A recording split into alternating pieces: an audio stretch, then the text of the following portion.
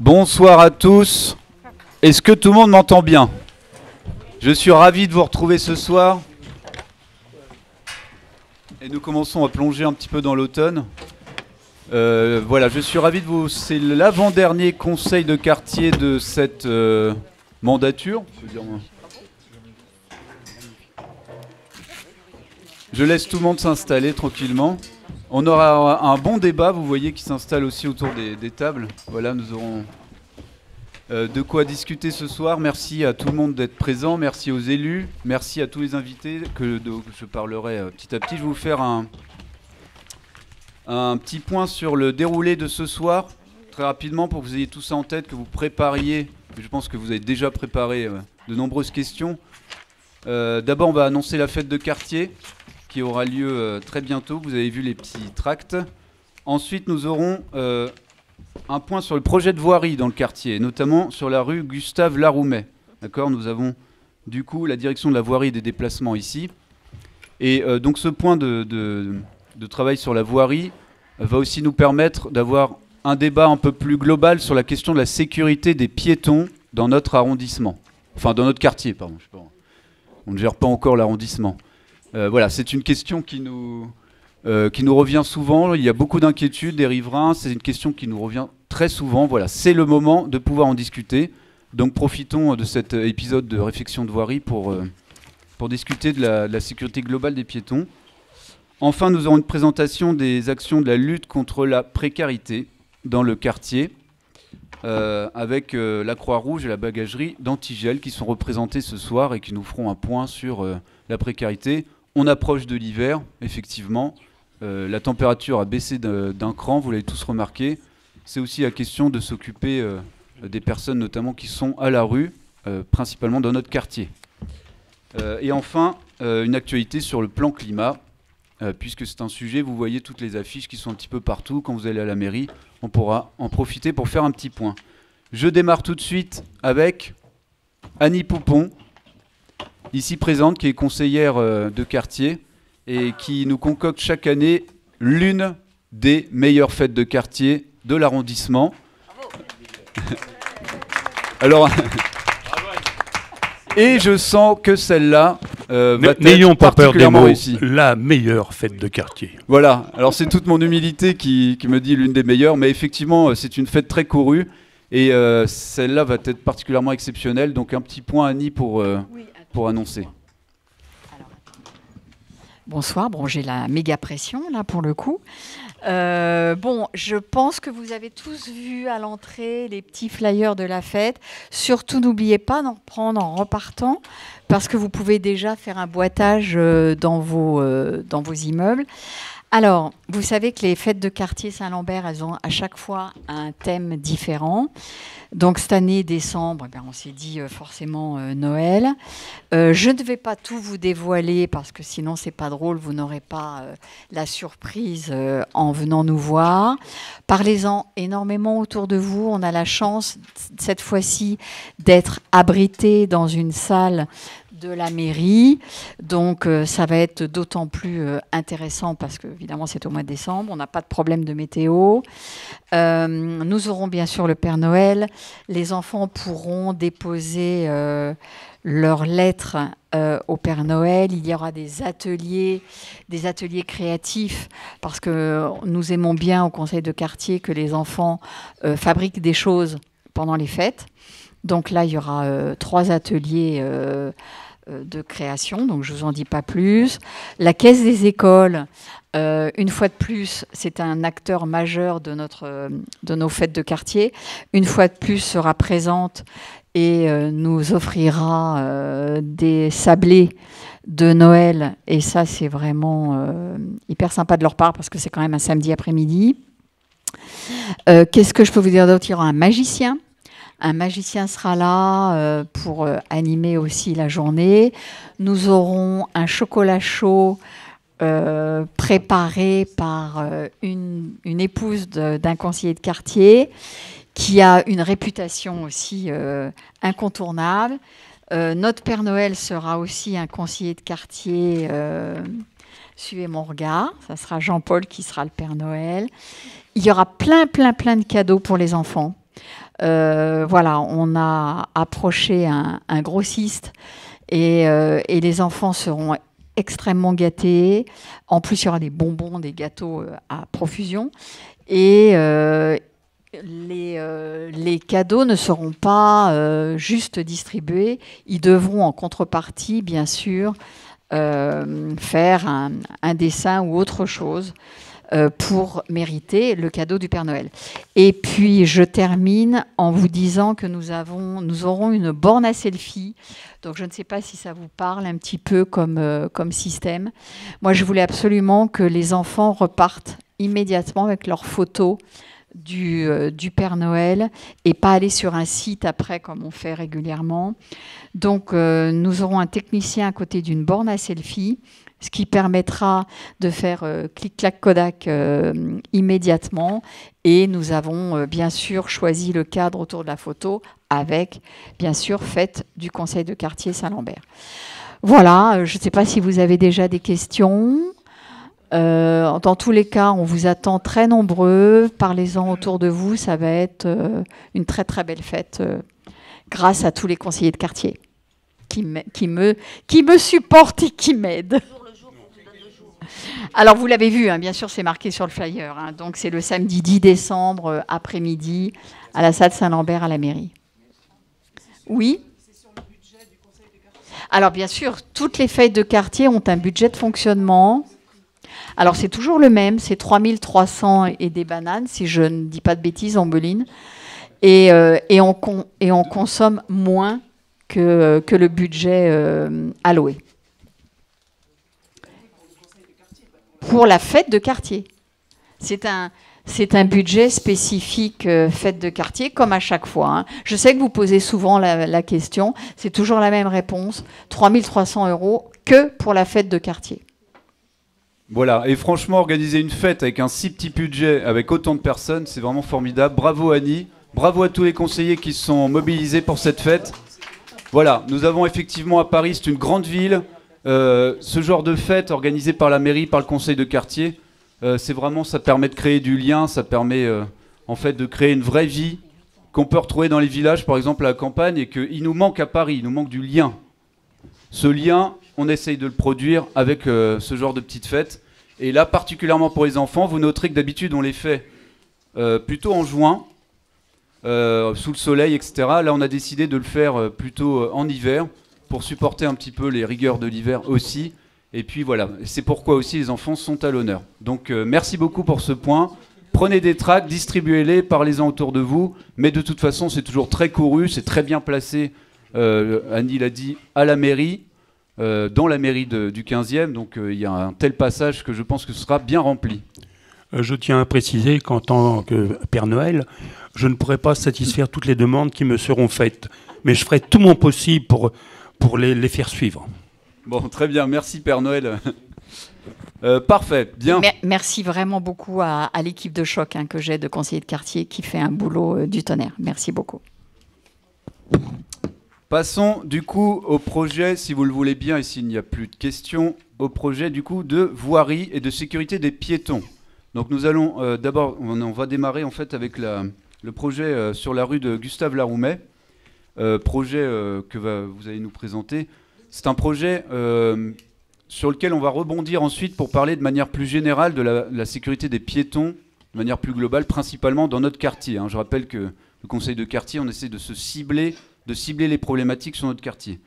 Donc nous recevons pour le point sur la rue Gustave Laroumet, Monsieur Frédéric Marty, adjoint à la chef de la section territoriale, donc c'est la direction de la voirie et des déplacements, et Madame Maëlle Garcia, chef de projet territorial de la section, direction de la voirie et des déplacements aussi. Merci pour votre point. Merci, bonjour, donc j'espère que vous m'entendez bien. Donc voilà, Maëlle Garcia, je suis là pour vous présenter un petit peu ce projet et ces travaux qui sont en cours sur la rue Gustave Laroumet. Voilà, donc pour rappeler un petit peu le contexte, les travaux dans cette rue, c'est donc une plantation d'arbres. Je vous expliquerai tout de suite après, j'ai remis un petit peu le plan pour savoir à quoi s'attendre. Mais c'est un projet qui provient de la démarche Embellir votre quartier. Donc c'est une démarche qui a été lancée il y a 2 ans maintenant dans Paris et qui a été présentée à plusieurs occasions. Alors peut-être certaines d'entre vous étaient déjà présents lors d'autres présentations de la démarche et qui vise à faire des travaux dans votre quartier pour embellir, améliorer la sécurité, donc toutes sortes de travaux. Ici, donc on est sur cette carte qui présente un peu tous les travaux qui ont été, tous les projets qui ont été retenus suite à une grande concertation qu'il y a eu l'année dernière.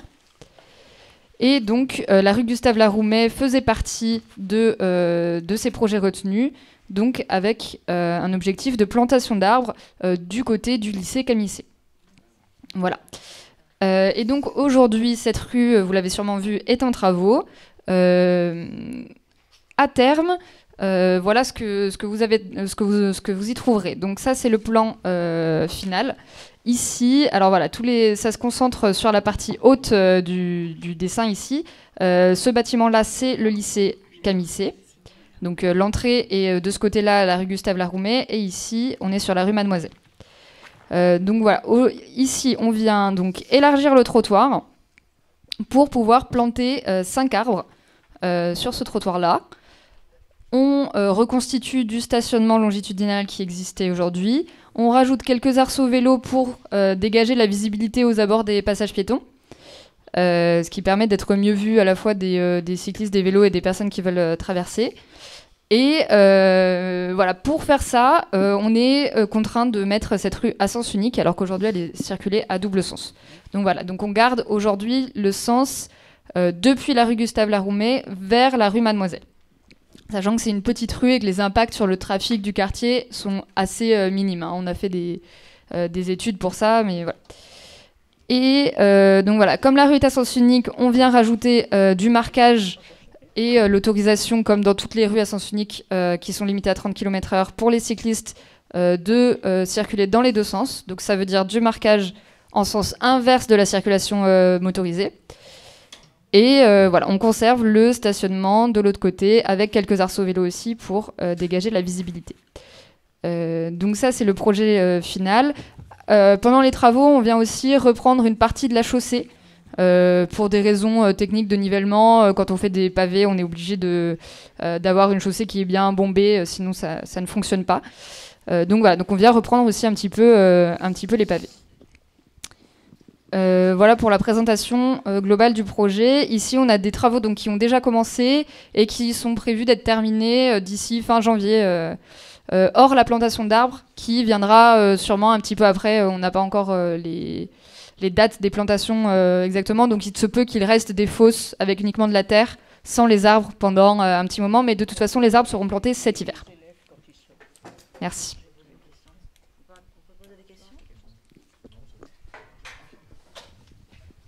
Je voulais juste revoir la première slide, si possible. Oui, celle-là. Ok, top. Je vous rappelle que le quartier, enfin notre quartier, hein, d'accord, c'est ça, à peu près, enfin ça va un peu plus loin, mais ça nous concerne bien. Oui, oui. D'ailleurs, la rue de la Croix d'Hiver, qui est aussi un gros projet de rénovation, il y a une bonne partie, enfin il y a une petite partie de la Croix d'Hiver qui nous concerne aussi. Voilà. Camissé, effectivement, d'ailleurs, quand on passe en bus, par exemple, c'est vrai que ça a secoué. Hein. Clairement, les gros pavés. C'est pas là qu'ils passent. Voilà. Les pavés sont conservés, hein, mais si ça peut secouer un peu moins, voilà. Ce projet, il était voté par qui Alors oui, mais, allez-y, posez des questions. N'hésitez pas à prendre le micro pour que tout le monde puisse suivre. Allons-y. Oui, bonsoir, je suis Valérie Fouqueneps. J'aurais voulu juste savoir par qui a été voté ce projet, parce que moi j'habite le quartier, j'en ai jamais entendu parler. Et d'autre part, on a enlevé de nombreux arbres dans le square Saint-Lambert. Hein, et je m'étonne un peu pourquoi ne pas replanter les arbres là où ils sont dans le square Saint-Lambert qui ont été arrachés. Et pourquoi mettre des arbres à cet endroit-là? Quel est l'intérêt? Voilà, c'est toute une question qu'on se pose. Allez-y, allez-y. Alors, d'où vient le projet? Donc, il a été proposé dans la concertation d'embellir votre quartier. Voilà. Ensuite, il y a eu beaucoup de propositions. Hein, il y avait plus d'une centaine de participations en ligne et pendant des réunions qu'on avait faites l'année dernière, notamment des réunions de conseil de quartier. Donc, tout un tas de riverains ont participé. Ensuite, il y a eu une décision, un arbitrage de la mairie, évidemment. Et voilà d'où vient ce projet. Maintenant, la mairie du 15e, la mairie du 15e, bien sûr. Ah d'accord, donc M. Goujon a donné son accord, il est au courant, tout va bien. Tout à fait, oui. Ça m'étonnerait. Bah oui, on avait évoqué là, justement embellir notre quartier à l'époque, oui. C'était vous d'ailleurs qui nous l'aviez présenté. Oui, tout à fait. On a... Juste une réponse sur les arbres, puisque c'est un sujet qui passionne tout le monde. Les arbres du square Saint-Lambert, ils ont été coupés parce qu'ils étaient malades. Donc ils vont être replantés au moment de la plantation, parce qu'on ne peut pas les replanter à n'importe quel moment. Il faut broyer les racines qui restent. Il faut refaire du compost avec les racines qui restent et replanter un arbre. Alors, il ne sera peut-être pas replanté cette année parce qu'il faut attendre que les racines pourrissent complètement et forment du compost pour pouvoir replanter un arbre. Donc, ça va peut-être mettre 1 an, mais ils seront replantés l'année prochaine. Donc, après, il faut qu'on ait un peu de patience parce qu'un arbre, ça pousse, ça met 20 ans, 30 ans peut-être pour avoir un bel arbre. Et quant aux arbres qui sont dans cette rue-là, bah, c'est un souhait qu'on a tous, c'est de végétaliser le plus possible des endroits qui le permettent. Et là, en l'occurrence, cette rue, elle le permet. Et donc, je pense que d'ici quelques années, on aura beaucoup de joie à trouver un peu d'ombre en plein été et puis un peu de végétalisation dans cette rue qui est quand même, on va pas dire très, très, très jolie. Elle est un peu moche pour être très clair. Donc, avec la végétalisation, elle sera, j'en suis sûr, très belle. Oui. Mesdames, oui. Allez-y. Vous avez un micro et ensuite passez-le. On va prendre 2 questions à la suite. Oui, vous avez parlé c'était un projet qui avait été présenté à embellir votre quartier. D'ailleurs, on n'arrive pas à trouver sur le site de la mairie la réunion publique de restitution de votre quartier qui a eu lieu le 14 septembre 2021. Donc, où là, effectivement, il y a tous les projets qui ont été mis. Donc il y avait une autre proposition aussi qui avait été devant Camissé, c'est-à-dire entre la rue Laroumet et l'autre côté, c'est-à-dire la rue Jacques-Mère Clémenceau. Donc pendant les travaux de la rue du Commerce, les bus et les voitures passaient directement par la Croix-Nivert et rejoignaient de l'autre côté par la rue Liouville et tout droit par le Jacques-Mère Clémenceau et reprenait l'arrêt du 70 normalement. Pourquoi on n'a pas continué ça? Mais ça n'empêche pas, parce que la rue Laroumet, si j'ai bien compris, sera toujours une rue avec des voitures, des stationnements, des voitures et tout. En fait, il y aura 5 arbres qui vont être plantés, quoi. C'est ça, si j'ai bien compris. Ça n'a rien à voir avec une zone piétonne, ça n'a rien à voir avec une zone de rencontre. Alors que si c'était devant Camissé, ça pourrait être une extension du square. Souvent, le square est fermé pour des horaires, ou alors pour intempéries, ou pour des tas de choses. Donc là, ça aurait pu être vraiment une zone de rencontre avec les enfants qui auraient pu faire un peu de trottinette, un peu de choses comme ça. Tout à l'heure, vous avez parlé de liens, et là, c'était directement près du square. Mais c'est très bien, hein, la rue Laroumette avec 5 arbres, c'est parfait. Mais ça n'a rien à voir avec une zone de rencontre, un lien, quelque chose comme ça. Voilà. Merci. Oui, planter des arbres à un endroit à 10 mètres d'un square, je ne vois pas tellement l'intérêt. Élargir des trottoirs dans une rue qui fait 50 mètres, où il n'y a pratiquement personne qui passe, parce qu'il n'y a que 2 sorties d'immeubles. Et sur le côté du lycée, eh bien, personne ne passe pratiquement. J'habite à côté, hein. Quant aux pavés, ils ont déjà été enlevés au mois d'avril ou mai pour être mis, pour remplacer certains pavés de la rue Léon l'Ermite quand ils ont fait les travaux. Et là, à nouveau, tout est défoncé pour recommencer. Je pense que la mairie de Paris, qui a un endettement quand même assez considérable, pourrait faire certains travaux qui sont plus utiles. Ils ont pris des pavés d'une rue pour les mettre dans une autre ? Absolument. Ah oui, ok. C'est parce qu'en fait, Absolument, parce que je crois qu'il y avait un problème de couleur oui, de exactement, pavés, ce que hein. j'allais dire. C'est parce que Oui. c'était des pavés sur la rue Léon Lhermitte qui a été refaite très Absolument. récemment, des pavés rouges. Oui. Donc voilà, donc, pour remplacer certains pavés qui ont dû être enlevés parce qu'ils n'étaient plus en bon état et pour refaire cette rue, on est allé récupérer des pavés rouges qui étaient sur la rue Gustave Laroumet, sachant qu'on allait venir intervenir dessus et qu'on n'aurait plus besoin de ces pavés rouges à cet endroit-là. C'est vrai. Mais dans ce cas-là, on aurait peut-être pu faire ce genre de travaux actuels au même moment plutôt que à nouveau tout redéfoncer. On a une question Oui. dans le public, allez-y madame. Oui, bonsoir, Anne-Marie Romera, Blomé Paradiso. En son temps, on avait fait la proposition de la continuité verte entre le métro de Vaugirard et le square Saint-Lambert.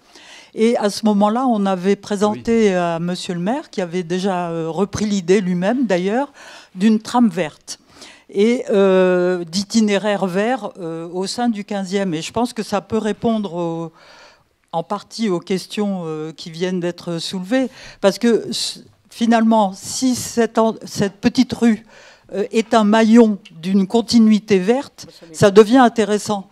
Parce que si c'est une opération ponctuelle, c'est pas très intéressant en soi, Non. comme l'ont dit Très les intéressante personnes comme question, précédentes. oui, vas-y. En revanche, si c'est un itinéraire vert et que ça permet d'aller du square Saint-Lambert au square du commerce par un itinéraire vert, je peux vous assurer qu'en été, on apprécie. Hein. La rue Mademoiselle qui est ombragée, on la prend bien quand il y a la canicule d'été. Ça fait un itinéraire alternatif à la rue Lecourbe qui est un îlot de chaleur bien comme il faut. Donc, si c'est une continuité verte, et moi, il me semble que ces éléments-là, ces opérations ponctuelles, il faut les travailler comme ça.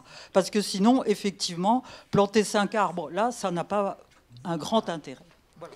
Alors, pour juste répondre sur la continuité verte, vous avez raison, parce qu'on a travaillé ensemble lors de la précédente mandature sur cette coulée verte qui part du métro Vaugirard et qui pourrait aller jusqu'à la Croix-Nivert, en fait. Donc, en fait, on a végétalisé, on a refait une partie du square Chériou. On a végétalisé la rue Léon Séché. Pour ceux qui s'en souviennent, ça a été un débat extrêmement délicat et difficile. Et maintenant, tout le monde est content d'avoir cette rue végétalisée. J'ai entendu pique-pendre pendant 5 ans en disant « c'est moche, c'est minable, vous avez fait des trucs dégueulasses, c'est pas possible, vous claquez de l'argent pour rien ». Ben, j'ai entendu ça pendant 5 ans. Et maintenant, je n'entends que des gens qui me disent « c'est sensationnel ». Alors, à croire qu'il faut juste un peu de patience pour la végétalisation, parce que rien ne pousse en 5 minutes, et que globalement, quand on végétalise, au bout d'un certain temps, bah, les gens sont contents. Donc, la rue Léon Séché, maintenant, les gens sont contents, même si voilà, on pourrait améliorer, même si les arbustes ne sont pas, comme tout le monde souhaite, grands, fleuris, magnifiques, etc. Malgré tout, cette rue a le mérite d'être végétalisée.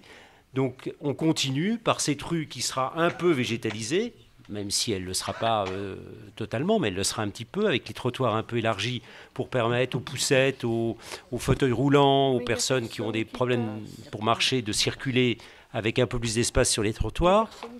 Et ensuite, on attaquera la rue de la Croix-Nivert, cette fameuse rue où tout le monde me dit que c'est moche, c'est moche, c'est moche, c'est moche, c'est pas, ça manque de végétalisation, etc.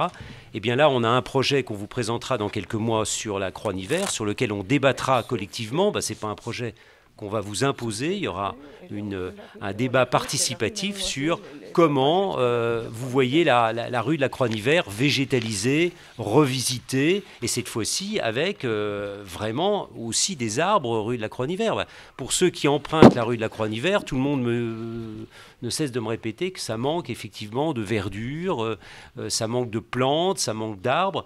Ben, on va essayer d'améliorer cette Croix-Nivert qui est quand même très très moche.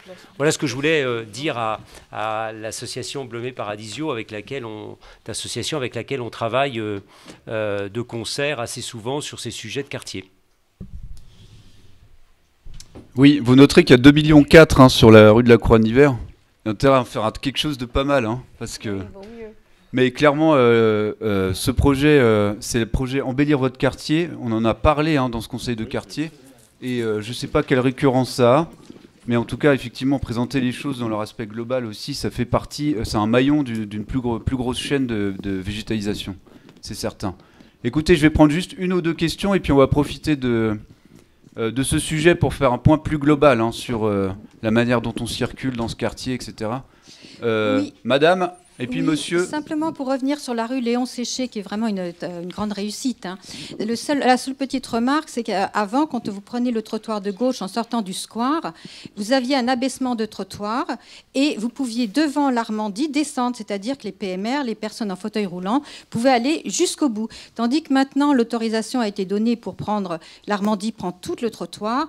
Donc, le fauteuil roulant se trouve coincé en bout de terrasse. Donc, nous étions allés voir l'Armandie. Ils ont été conscients, ils ont mis une espèce de rampe qui n'est pas tout à fait aux normes. Et du coup, la personne en mobilité réduite se voit contrainte de faire le show devant la terrasse. Donc, est-ce que ce ne serait pas possible, ça fait quand même depuis 2018 qu'on le demande, est-ce qu'il ne pourrait pas y avoir un comblement? C'est simplement, on sait bien qu'il y a un tuyau, il y a simplement un tuyau à mettre et recouvrir ou mettre un pont lourd. Je m'adresse à la voirie là. Simplement un pont lourd ou un tuyau, ça la voirie elle sait faire. Mais les fauteuils roulants pourraient passer par là. C'est pas compliqué, hein. C'est fait normalement quand il y a des chantiers dans tout Paris. Non, c'est juste. Bon, même si on s'éloigne un petit peu du sujet initial, il est certain que c'est une rampe en métal, oui, effectivement. Voilà, tout à fait. Alors il y a les handicapés, enfin les personnes en fauteuil roulant, mais il y a aussi les gens qui sont en poussette, etc., comme moi par exemple. Tout à fait. Et il est certain que cette Et rampe, remercie, elle n'est pas. Voilà, on remercie l'Armandie de l'avoir fait, mais ce serait bien que ce soit fait aux normes par la voirie. Au passage, l'Armandie voilà. est une des plus belles terrasses de l'arrondissement, donc on n'en fait pas de promo, mais. Ça, c'est une vraie zone de rencontre. Oui, c'est une vraie zone de rencontre, là. Une autre question, et puis ensuite on passe à l'autre sujet, s'il vous plaît. Monsieur, vous aviez une question? Non, d'accord, bon, très bien. Écoute, est-ce que vous voulez répondre du coup J'entends bien votre question, madame, sur la rue Léon Séché. Bon, il y a deux choses. D'abord, il y a une terrasse qui est installée à cet endroit-là. Donc, on va contrôler effectivement la conformité de cette terrasse.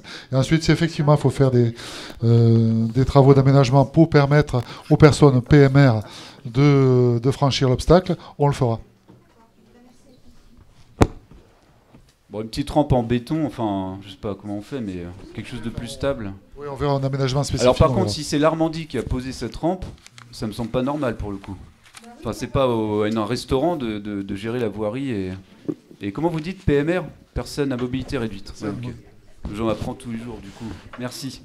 Bon bah je remercie la voirie d'être venu présenter. De toute façon, on vous réinvitera, à mon avis, en coordination aussi avec la mairie pour nous présenter ces 2,4 millions sur la rue de la Croix-Nivert, dont je rappelle il y a une partie qui concerne notre quartier. Voilà, il vous a encore du pain sur la planche, nous aussi pour vous suivre, et merci voilà, d'avoir été là. Ah oui. Je sais pas. Juste pour vous donner un ordre d'idée, 2,4 millions, c'est pas beaucoup. Hein, pour le, c'est pas beaucoup à l'échelle de Paris. Hein. En voirie, ça coûte très cher la voirie. Juste pour vous donner un ordre d'idée, j'ai en charge aussi le conseil de quartier Pasteur-Montparnasse. On a réaménagé le boulevard de Vaugirard et le boulevard Pasteur, ça coûtait 1,6 million. Voilà. Non mais ça c'est autre chose, la rue de Vaugirard avec la piste cyclable, moi je ne réponds pas de cette affaire. Je l'utilise tous les jours. Voilà. Donc... Attendez doucement, on y vient à ce sujet, justement, sur la sécurité. Une dernière question qui concerne spécifiquement la voirie, je la prends. Voilà. Jocelyn. Oui, bonjour. C'est une question uniquement pour la voirie, mais c'est en rapport avec les pistes cyclables. Ah oui, alors attends. Non, mais ça concerne le chantier. Non, mais c'est une question de couleur, en fait. Bon, profite de la voirie, vas-y. Ouais. C'est une question de couleur. Pourquoi est-ce qu'on se cantonne au noir pour faire tous les bitumes, alors que, je ne sais pas s'il ne devait pas être là, il y a le plan, le réchauffement de la ville, ainsi de suite. L'effet albédo pour le noir est le plus élevé qui soit, puisqu'on tend vers 0. Et tous les bitumes sont noirs absolus. Là, on voit qu'on est en train de refaire rue de Vaugirard. Tout est noir tout le temps. Les trottoirs, la partie roulant de voiture, la partie vélo. Et tout est noir alors qu'on demande à côté de diminuer la température du sol. Oui, en fait, on a un règlement général de voirie, d'une part, qu'on respecte, qui est appliqué sur tout Paris, pas simplement sur le 15e, ça c'est une chose. Et la deuxième, on a le manifeste pour la beauté de Paris, qui fait également référence à tout un catalogue de matériaux et d'aménagements type pour toute la ville de Paris. C'est pourquoi ils sont noirs, parce que les revêtements de chaussée sont noirs en général, l'asphalte est noir. On peut faire des asphaltes en couleur, mais ça ne se fait pas sur ce type d'aménagement. Alors, d'accord. Je précise que ces revêtements sont vraiment silencieux, hein, bravo. Non, mais la question, c'est l'extrémité de la rue Par Le contre, Courbe. Non, on fait des enrobés clairs dans les rues aux écoles, par exemple. Oui, mais par exemple, l'extrémité de la rue Le Courbe, la piste cyclable est de couleurs différentes.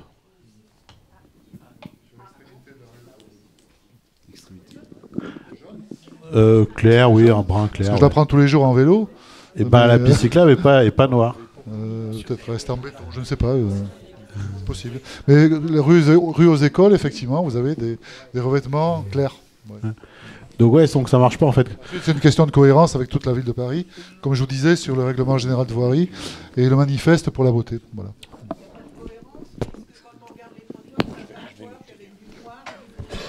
Mais parce qu'on n'a pas refait tous les trottoirs de la ville, madame. Mais dans la mesure où on refait des aménagements neufs, les aménagements neufs respectent les nouvelles règles. Les règles du règlement général de voirie qui existent depuis 2005. Juste une question.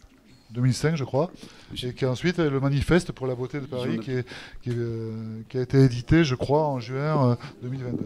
Voilà. Juste une. Il y a encore plein de questions là, c'est pas normal. Hein. Il va falloir qu'on change de sujet. Non.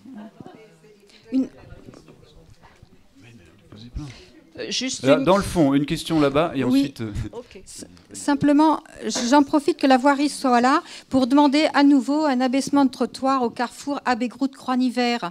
Donc ça fait plus de 10 ans qu'on le demande et à chaque fois, on nous a pas dit exactement pourquoi c'était pas fait. À chaque fois, on nous dit bah non, il doit y avoir une raison, mais en fait, il n'y a pas de raison. Et j'en profite, ça posait un problème parce qu'il y a eu des travaux justement dans cette rue et c'était impossible de traverser, c'est-à-dire qu'ils envoyaient les PMR, les fauteuils roulants sur l'autre trottoir. Le problème, c'est que l'autre trottoir n'a pas non plus d'abaissement. Donc, ils étaient complètement coincés. Donc, est-ce que c'est possible aussi, quand il y a des chantiers, de vérifier vraiment s'il y a une accessibilité pour les personnes à mobilité réduite? Parce que souvent, le soir, les ouvriers de chantier s'en vont et il n'y a rien du tout, il n'y a pas de pont lourd, il n'y a rien du tout. Et il a fallu l'intervention même du CLH du 15e et de monsieur le maire pour obtenir justement un pont lourd du côté de la place Étienne Pernet. Sinon, il n'y avait rien du tout. Ils ont mis du sable, après ils ont mis un petit tuyau, ils ont mis un petit peu de goudron et finalement ils ont mis un pont lourd. Est-ce qu'on ne pourrait pas commencer directement par mettre un pont lourd quand on fait une plaque métallique, hein, quand on fait des travaux et le faire des deux côtés? Ça a l'air idiot, mais quand le PMR passe d'un côté, ben, il a envie de remonter de l'autre côté. Donc est-ce que ce serait possible de mettre une plaque métallique des deux côtés du trottoir? Et actuellement à Abbé-Groult-Croix-Nivert, il n'y a toujours rien, il n'y a toujours aucun abaissement de trottoir. Merci. Concernant Abbé-Groult-Croix-Nivert, comme on vous le disait, donc il y a un gros projet qui est en cours sur toute la rue. Et là-dedans sera pris en compte ce carrefour et ses abaissements. Mais évidemment, on va venir le faire en même temps que l'aménagement de toute la rue. Voilà.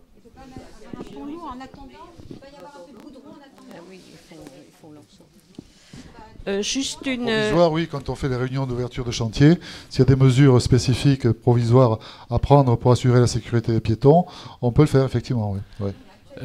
Je me permets d'intervenir parce que c'est une question très importante que vous avez posée, comme toujours, à chaque fois que vous vous exprimez dans les conseils de quartier. Parce que je constate moi aussi, et les habitants me font remonter, que souvent, lorsqu'un chantier est mis en place, les mesures de sécurité routière sont quand même assez approximatives, hein, parfois. Lorsque le chantier ouvre sur la voie, le trottoir parfois n'est pas à niveau, les gens sont obligés de descendre sur la chaussée, enfin il y a quand même des problèmes. Alors là, mon adjoint doit venir, notamment Jean-Yves Pinet qui a chargé de la voirie, qui est aussi chargé de ça et de la sécurité routière. On en parle souvent. Là par exemple je croisais des gens hier qui me disaient que sur l'énorme chantier, alors c'est pas tout à fait dans ce quartier mais RATP, Desnouettes, Croix-Nivert, Le Courbe, que la sortie de chantier rue Le Courbe est très abîmée et que les personnes ne peuvent pas passer, quoi. Ils sont obligés soit de traverser, enfin, c'est pas bien indiqué, quoi. Est-ce qu'il faudrait regarder ça? Et c'est souvent le cas sur les chantiers, j'en aperçois. Ça oblige les gens à faire des détours. les questions de sécurité, beaucoup de personnes âgées ou de PMR, enfin ça, non, on a vraiment, je pense qu'il y a la nécessité vraiment d'un contrôle qu'on peut tous faire d'ailleurs, hein, il suffit de signaler les choses aussi, il y a l'application dans ma rue aussi. N'hésitez pas, vous avez une application qui est très bien faite par les services municipaux, qui est dans ma rue. Bon, voilà l'application, enfin vous allez sur Internet, et puis vous signalez au service, ça va directement dans le service. Hein. Absolument, je confirme. L'application dans ma rue est aujourd'hui très utilisée et c'est vraiment un outil très utile pour nous. Nous le consultons tous les jours et toutes les anomalies sont répertoriées, recensées, traitées par les chargés de secteur quotidiennement. Donc n'hésitez pas à l'utiliser parce que c'est vraiment un outil très pratique et essentiel pour nous. Merci. Oui, on va revenir sur l'application dans ma rue, mais là ça fait déjà presque 1 heure qu'on est sur le sujet, mais de toute façon on continue sur la même lancée puisqu'on va aborder la sécurité des piétons. Voilà, donc effectivement les pistes cyclables, les travaux, et c'est vrai qu'à Paris on a l'habitude de vivre parmi les travaux, hein, c'est clair. Donc effectivement quand vous voyez des barrières qui entourent du vide par exemple, comme ça arrive souvent, l'application dans ma rue. On va en parler de ces applications, de ces manières aussi pour les riverains de se manifester, concernant la sécurité, concernant les travaux, concernant la voirie, etc. Je propose du coup de profiter de ce sujet voirie pour le sujet plus global et pour lequel vous avez beaucoup de questions, c'est sur la sécurité des piétons. Et on a la chance effectivement d'avoir monsieur le commissaire du 15e arrondissement, la police municipale, et je propose à Anthony Samara du coup d'introduire ce point sur la sécurité des piétons, qui est l'adjoint au maire à la sécurité. Oui. Oui, merci beaucoup. Effectivement, vous savez que dans le 15e arrondissement, la sécurité est un sujet qui nous tient beaucoup à cœur. On a la chance d'avoir un maire qui a investi sur ces questions-là depuis très longtemps et qui a une forte expertise et expérience là-dessus. Pour vous donner un peu de couleur sur globalement la sécurité où on en est, de manière un peu plus large que la sécurité des piétons, avant de faire un focus spécifique là-dessus. D'abord, vous savez que pour parler de la police municipale, je laisserai ensuite M. Michaud s'exprimer là-dessus s'il le souhaite, la police municipale a fêté ses 1 an il y a quelques semaines à peine. Elle se met en place progressivement. On a la chance aujourd'hui dans le 15e d'avoir environ une bonne vingtaine d'agents et on va en avoir le double d'ici la fin de l'année. Donc ça monte en puissance progressivement. On a de plus en plus d'agents qui arrivent, qui sont formés. Et une des grandes différences entre les agents qu'on avait précédemment, vous savez, ceux que vous voyez dans la rue avec marqué Mairie de Paris Sécurité, qui ressemblaient à des policiers municipaux mais qui ne l'étaient pas, qui étaient des inspecteurs de sécurité, et les policiers municipaux formés et officiellement reconnus comme tels, c'est le statut qu'on appelle APJ A21 qui leur permet d'intervenir notamment sur le code de la route. Et donc, ça veut dire qu'on va avoir de plus en plus d'agents qui peuvent intervenir sur le code de la route, sur les infractions routières. Ce n'était pas le cas des inspecteurs de sécurité de la ville précédemment. C'était le cas notamment des ASP, des pervenches, vous savez, qui appartiennent à la direction de la sécurité, mais pas des inspecteurs de sécurité. Donc ça, c'est une très bonne chose et on va avoir de plus en plus d'agents qui vont pouvoir intervenir là-dessus.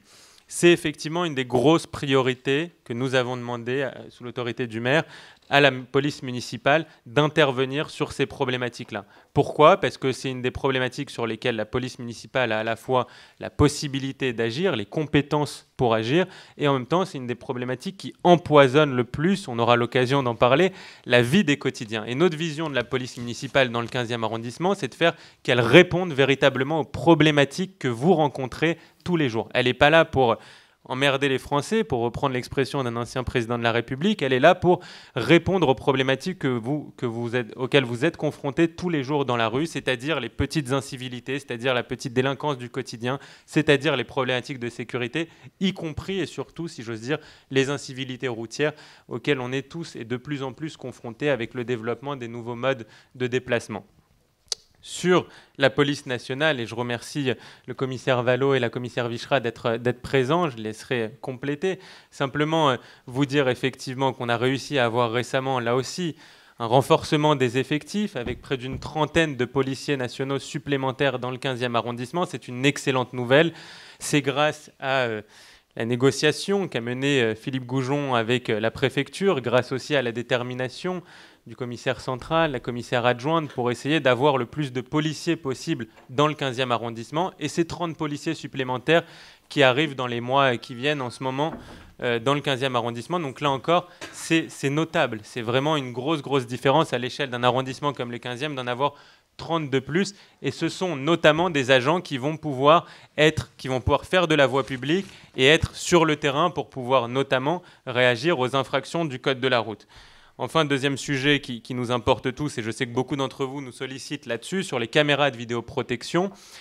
On a au cours de cette mandature, on a réussi à avoir en gros une petite dizaine, on va dire, de caméras de vidéoprotection supplémentaires. On est l'arrondissement le mieux doté aujourd'hui, devant d'autres arrondissements comme le 18e ou d'autres, qui sont très compliqués, on le sait tous, le mieux doté au cours de cette mandature. Là encore, c'est grâce au pouvoir de négociation de Philippe Goujon et au travail mené par les commissaires qui nous permettent d'avoir encore plus de caméras. Alors ça reste une goutte d'eau, vous allez me dire, 8 caméras, c'est 3 fois rien.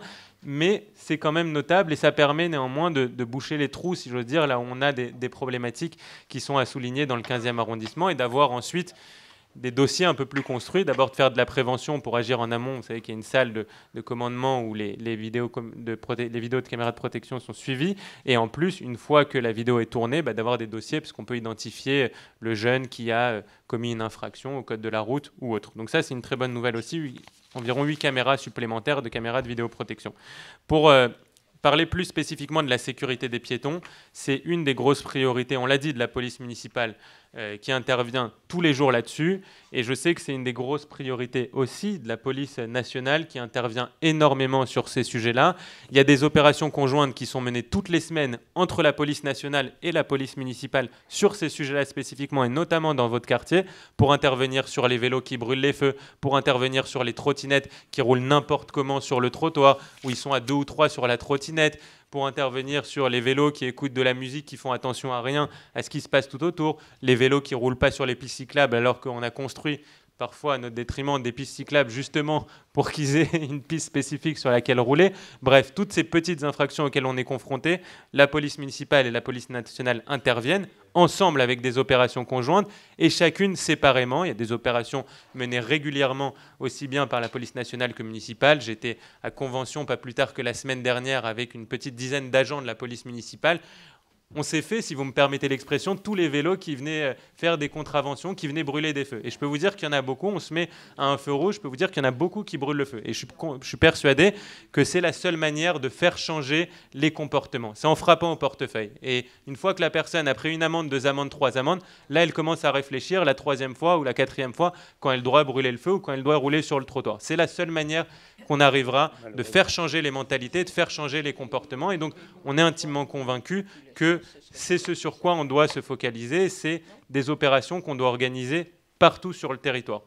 Pour vous parler plus spécifiquement des trottinettes, vous savez qu'en ce moment, pas vous refaire toute l'histoire, il y avait une dizaine d'opérateurs de trottinettes il y a quelques années dans Paris. Il y a eu ensuite un appel d'offres qui a été lancé par la mairie de Paris pour n'en garder que 3. Elle en a sélectionné 3.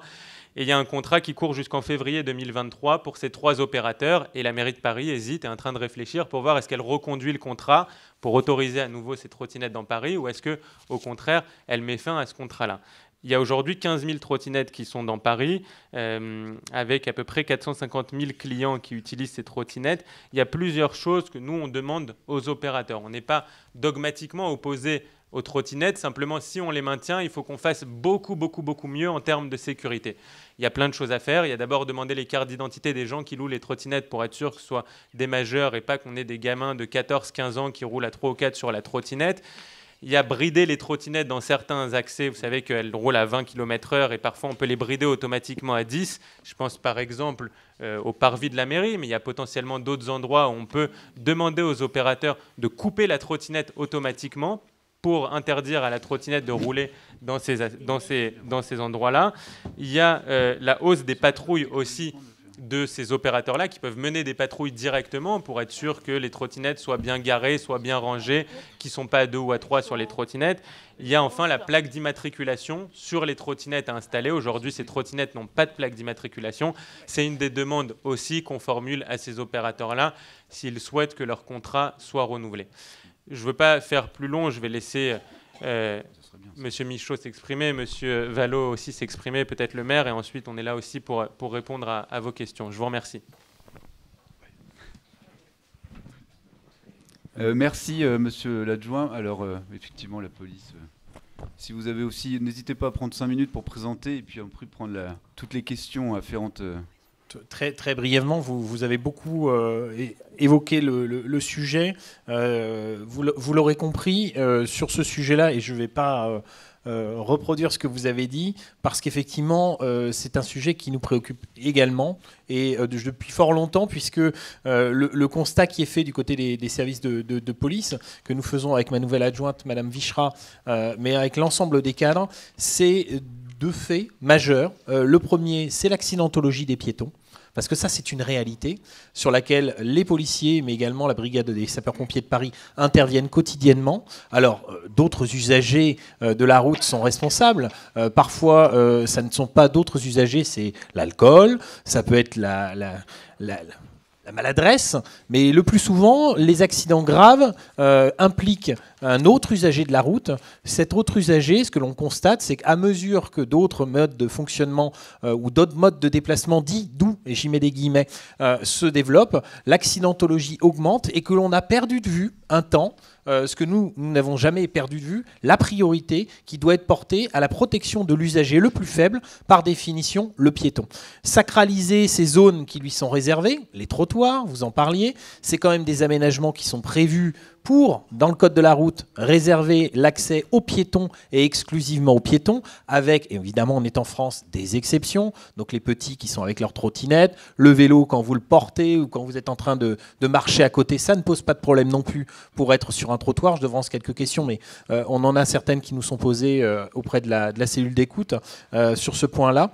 Donc c'est partir de ce constat de l'accidentologie et aussi des remontées de vos élus, mais aussi des réunions de quartier, des remontées qui sont faites aux policiers, bref, de cette vie des habitants qui exprime un sentiment d'insécurité à l'égard de ces déplacements, y compris sur ces zones réservées. Et partant de ce constat-là, à la faveur notamment de la sortie du confinement, donc dès l'année 2021, nous avons développé des actions de contrôle spécifiques sur tous les usagers de la route, y compris trottinettes et vélos, parce que ce que l'on constate, c'est que à mesure que ce patrimoine-là ou ce parc de véhicules se développe inévitablement des usages qui sont des usages contraventionnels, donc des franchissements de feu, des vitesses excessives. Vous constatez, comme nous, avec quelquefois beaucoup de surprises, la vitesse incroyable à laquelle certains usagers de véhicules théoriquement non motorisés, si bien théoriquement, arrivent à circuler sur la voie publique.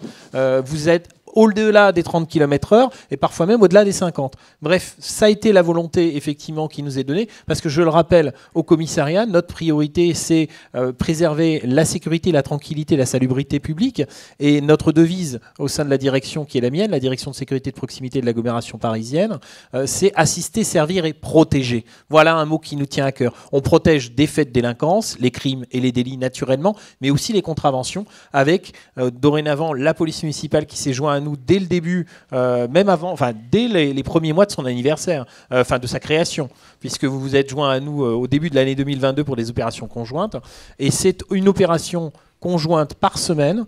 Et comme vous l'avez dit, monsieur le maire, ça donne systématiquement des résultats positifs en termes de verbalisation. Et malheureusement, la répétition fixant la notion en pédagogie, il nous faut répéter ces contraventions. Je ne vous cache pas, et je n'y ai pas cru un seul instant, malheureusement, que nous avions conduit des opérations dites de sensibilisation il y a un peu plus d'1 an, c'est-à-dire des opérations dans lesquelles nous ne verbalisions pas les usagers. À part des ricanements polis pour la plupart, et finalement un départ en trombe de l'usager, nous n'avons pas obtenu les résultats souhaités. Alors le rendez-vous effectivement en termes d'accidentologie est plutôt honoré. Cependant, on conserve et on constate qu'il y a sur le patrimoine du 15e arrondissement, sur les rues du 15e arrondissement, encore trop d'accidents de la route qui impliquent effectivement tous les usagers, les 2 roues motorisés, les 2 roues non motorisés, les véhicules 4 roues et parfois des drames aussi avec des véhicules qui sont de plus grosse taille. Et pour ce faire, l'adjonction de moyens supplémentaires que vous évoquiez, c'est-à-dire 30 effectifs qui sont arrivés à la faveur de l'été et au début du mois de novembre, nous permettent de démultiplier nos brigades de police secours, c'est-à-dire la colonne vertébrale du commissariat, ces unités qui fonctionnent 24 heures sur 24 et qui répondent à tous les appels police secours, leur permettent de répondre à toutes ces sollicitations et aussi de faire de l'initiative, c'est-à-dire de mener ces contrôles qui vont être conduits dans l'ensemble des conseils de quartier de façon à avoir une action territorialisée, une action qui soit conduite au plus près des demandes des usagers et au plus près aussi du constat de nos accidents pour faire régresser à la fois les usages qui sont des usages contraventionnels, pas criminels, employons des termes mesurés, contraventionnels, quelquefois délictuels, parce qu'on a la surprise de constater que certains conduisent en étant sous l'emprise de produits illicites ou d'une alcoolémie très avancée. Et puis aussi, derrière, d'induire des usages qui soient positifs. Et le renforcement de ces moyens policiers nous a permis, avec Madame Vichra, de doubler les effectifs qui sont au sein de la mission prévention-communication. Une unité de 4 fonctionnaires au sein du commissariat qui conduiront cette année plus de 300 interventions dans les établissements scolaires, parce que la pédagogie, c'est aussi partir des plus jeunes usagers de la route, nos enfants ou petits-enfants, pour ceux qui ont la chance d'en avoir, et donc effectivement d'aller au-devant, donc de les accompagner avec les chefs d'établissement scolaire pour développer le permis piéton, pour développer aussi, et on le sait, l'impact des enfants, le sentiment l'attachement aux règles du code de la route. Quand un enfant vient taper sur l'épaule de son père pour lui dire tu as franchi le feu rouge, papa. Voilà, c'est parfois plus pédagogique qu'une contravention à 90 € et c'est parfois plus pédagogique que quelques pertes de points. Bref, voilà, ça c'est l'action que nous menons et j'y suis, vous l'avez compris, avec Madame Vichra, extrêmement attaché et je me tiendrai, après l'intervention peut-être de Monsieur Michaud, à votre disposition pour répondre à vos questions. Merci. Merci Monsieur le Commissaire. Oui, tout à fait. Je vais être bref, puisque tout a été dit, en fin de compte. Finir entre le commissaire et puis Anthony Samama. C'est sûr que nous, il y a eu un super rapprochement et on travaille très bien ensemble avec le commissariat.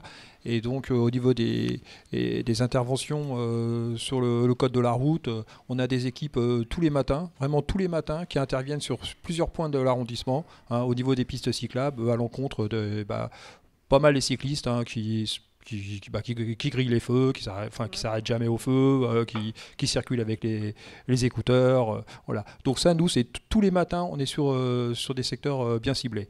Voilà. Après, les secteurs, ils sont ciblés par rapport aux remontées qu'on peut avoir lors des conseils de quartier ou des réunions sur les points GPO qu'on a tous les mois, que ce soit sud ou nord. Et puis plus les remontées qu'on a des élus d'arrondissement qui parviennent bien sûr de vos demandes, quoi. Voilà. Donc s'il y a des secteurs bien précis qui vous posent un souci, ça remonte et nous on intervient. Voilà. Et on a plus qu'une opération par semaine avec les services de police, puisque on intervient aussi bien sur le code de la route, sur pareil des points ciblés. Ça, on les fait plus en soirée sur les coups de 18h. Mais on intervient également, mais là pour d'autres problématiques, le soir, sur les coups de 22h, 21h, 22h, sur plus des problèmes de tranquillité publique, de désordre qu'on peut avoir sur le secteur, que ce soit sur votre secteur ou l'ensemble de l'arrondissement du 15e. Merci. Question chiffres. Est-ce que vous avez des chiffres sur vos contrôles, vous en menez apparemment tous les matins, vous me dites ? Mais je veux dire sur le nombre de contraventions depuis du coup que vous en... J'ai pas les chiffres, mais bon, après, je vais dire, il y a les interventions sur le code de la route, sur la salubrité, Monsieur le maire sur les terrasses. Les chiffres, oui. Voilà, ce que je paie, je vais les transmettre parce que là j'ai reçu des chiffres récemment avec Monsieur Samama. J'ai commencé à transmettre les chiffres tous les mois, mais on doit être à 300 à 500. Je pars sur ce secteur-là. J'avais regardé, c'était 300 à 500 au niveau du code de la route, quand même. Voilà, donc au mois d'octobre, je parle. Voilà. Ouais, sur le mois. Route. Ah oui. Oui. Voilà. Après, je veux dire, bon, c'est vrai qu'on intervient également sur les chantiers, sur la salubrité, tout ce qui peut toucher la tranquillité et puis le désordre sur le territoire. Voilà. Alors j'ai juste, je vais rajouter quand même, c'est une chose qui est importante. Bon, c'est lorsque vous avez des difficultés, je veux dire, de nuisance sonore le soir ou autre, même la journée. Je veux dire, lorsque vous avez des demandes où vous avez besoin d'une intervention rapide de nos services, il y a un numéro de téléphone, c'est le 3975. Faut pas hésiter à appeler. Vous avez essayé ? C'est pour ça que je vous pose la question. Voilà. Vous avez essayé à les joindre sur quel horaire? Le soir? Bon, normalement, après 18h, vous devez pouvoir les joindre. Voilà. Parce qu'on a eu quelques difficultés en journée, effectivement, où des fois ça pouvait être saturé et que c'était pas bien orienté. Voilà, parce qu'il y a un standard qui réoriente. Mais par contre, à partir de 18h, normalement, ça arrive directement à notre centrale. Et le central, il intervient directement sur nos effectifs. Hein. Voilà. Je vois encore ce week-end, on a été intervenu, on intervient souvent sur la villa de la Croix d'Hiver, hein, parce qu'on est souvent sollicité. Et donc, ça passe par le 3975 et nos effectifs sont déroutés.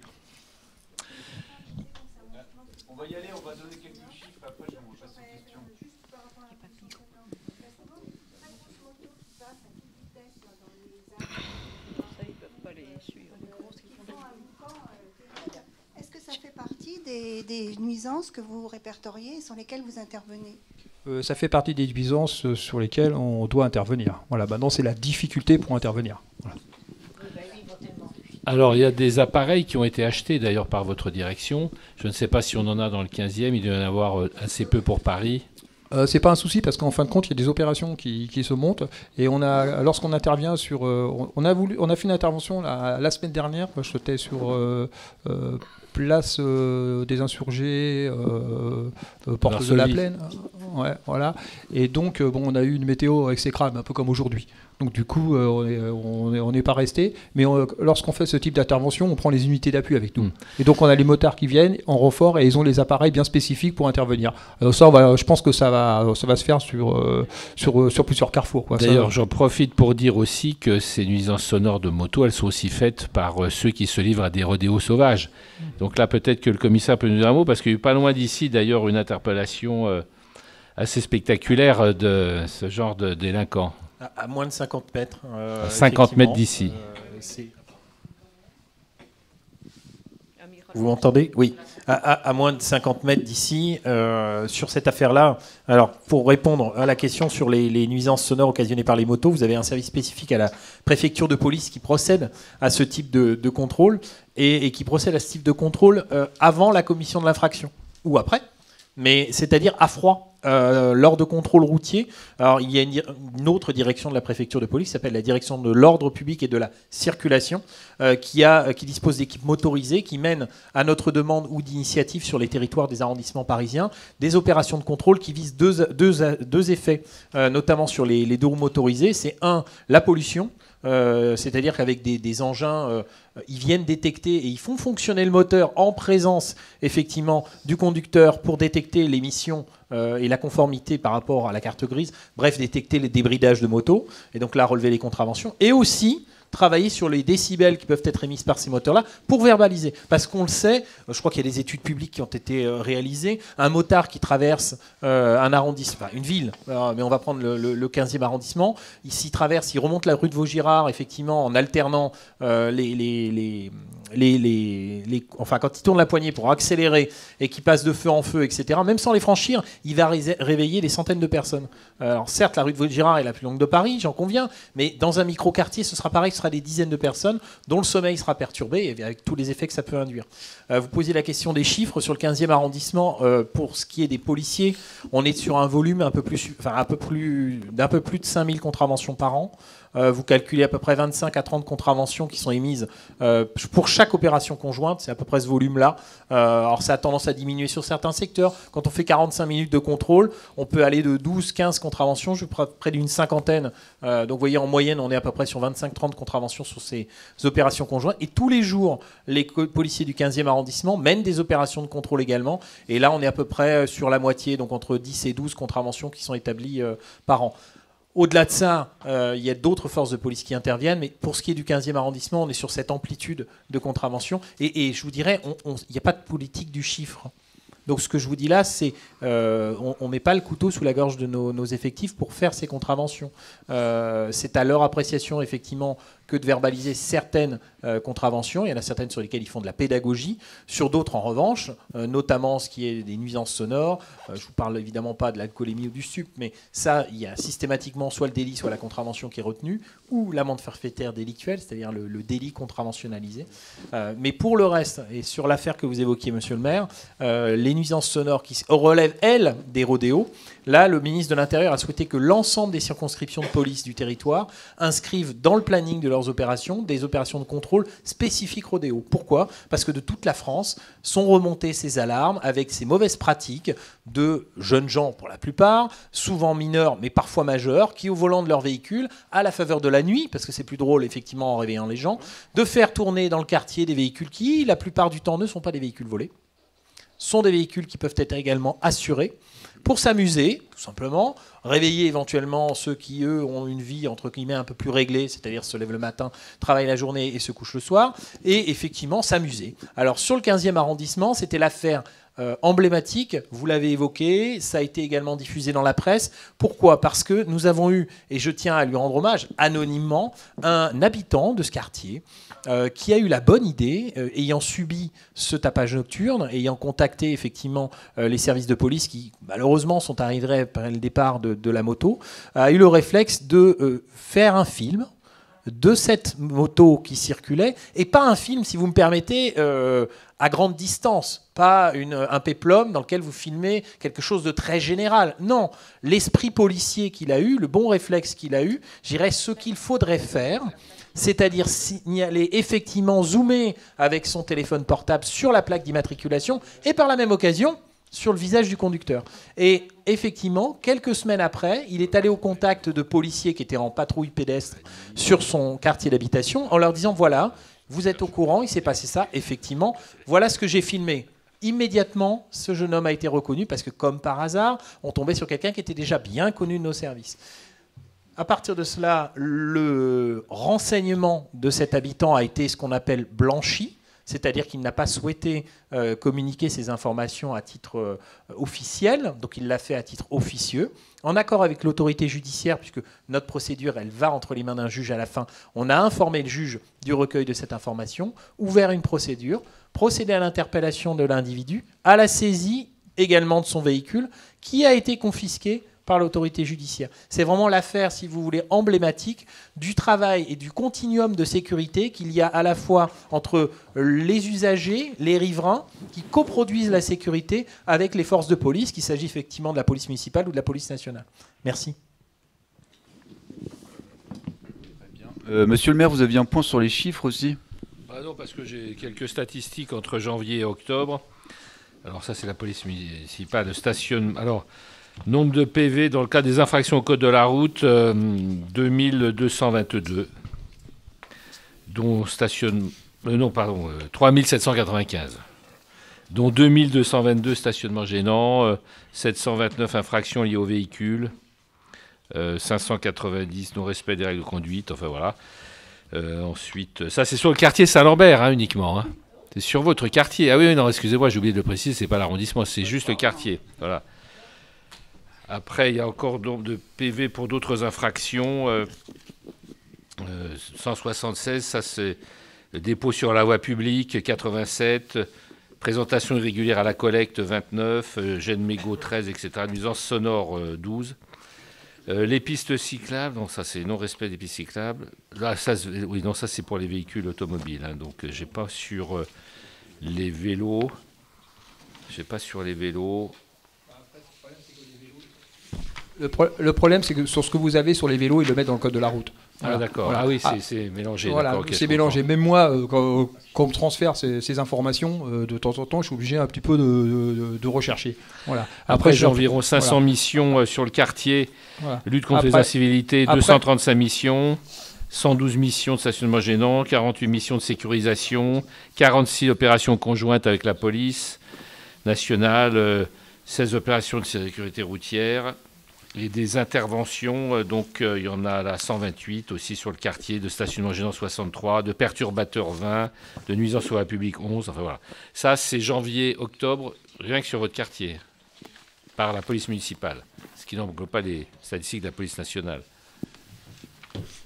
On va passer, oui, comme quoi la police municipale s'est bien implantée déjà dans la vie du quartier. Voilà, il ne se passe pas rien dans notre quartier. Et effectivement, c'est quand même un des quartiers, je pense, du 15e les plus paisibles.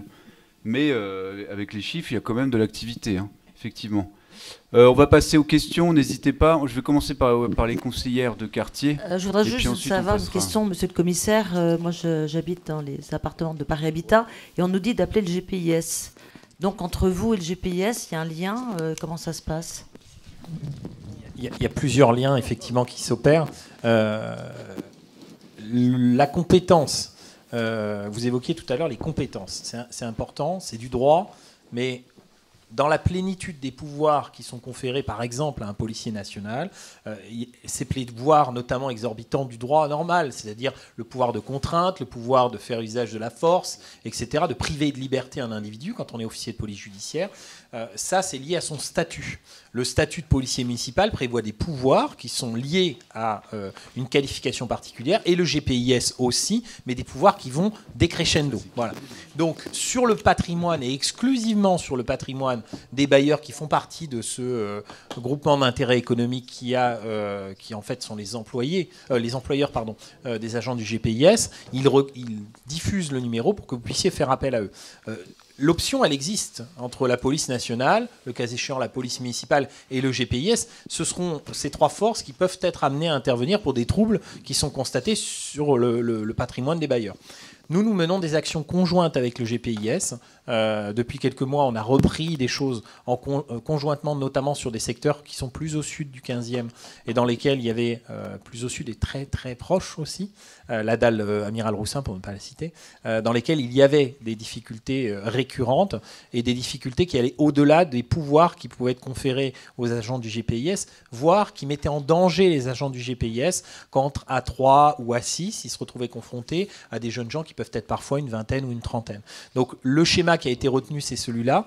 La directrice de la DESPAP, notre grande directrice qui s'appelle Madame Tomatis, a également souhaité que sur le territoire des arrondissements parisiens soit développé un outil de sécurité du quotidien qui sont les groupes de partenariat opérationnel. C'est-à-dire que chaque mois se réunissent des partenaires au sein du commissariat. Monsieur Samama y représente la mairie, mais il y a également des représentants des conseils de quartier. Vous avez le GPIS qui est présent.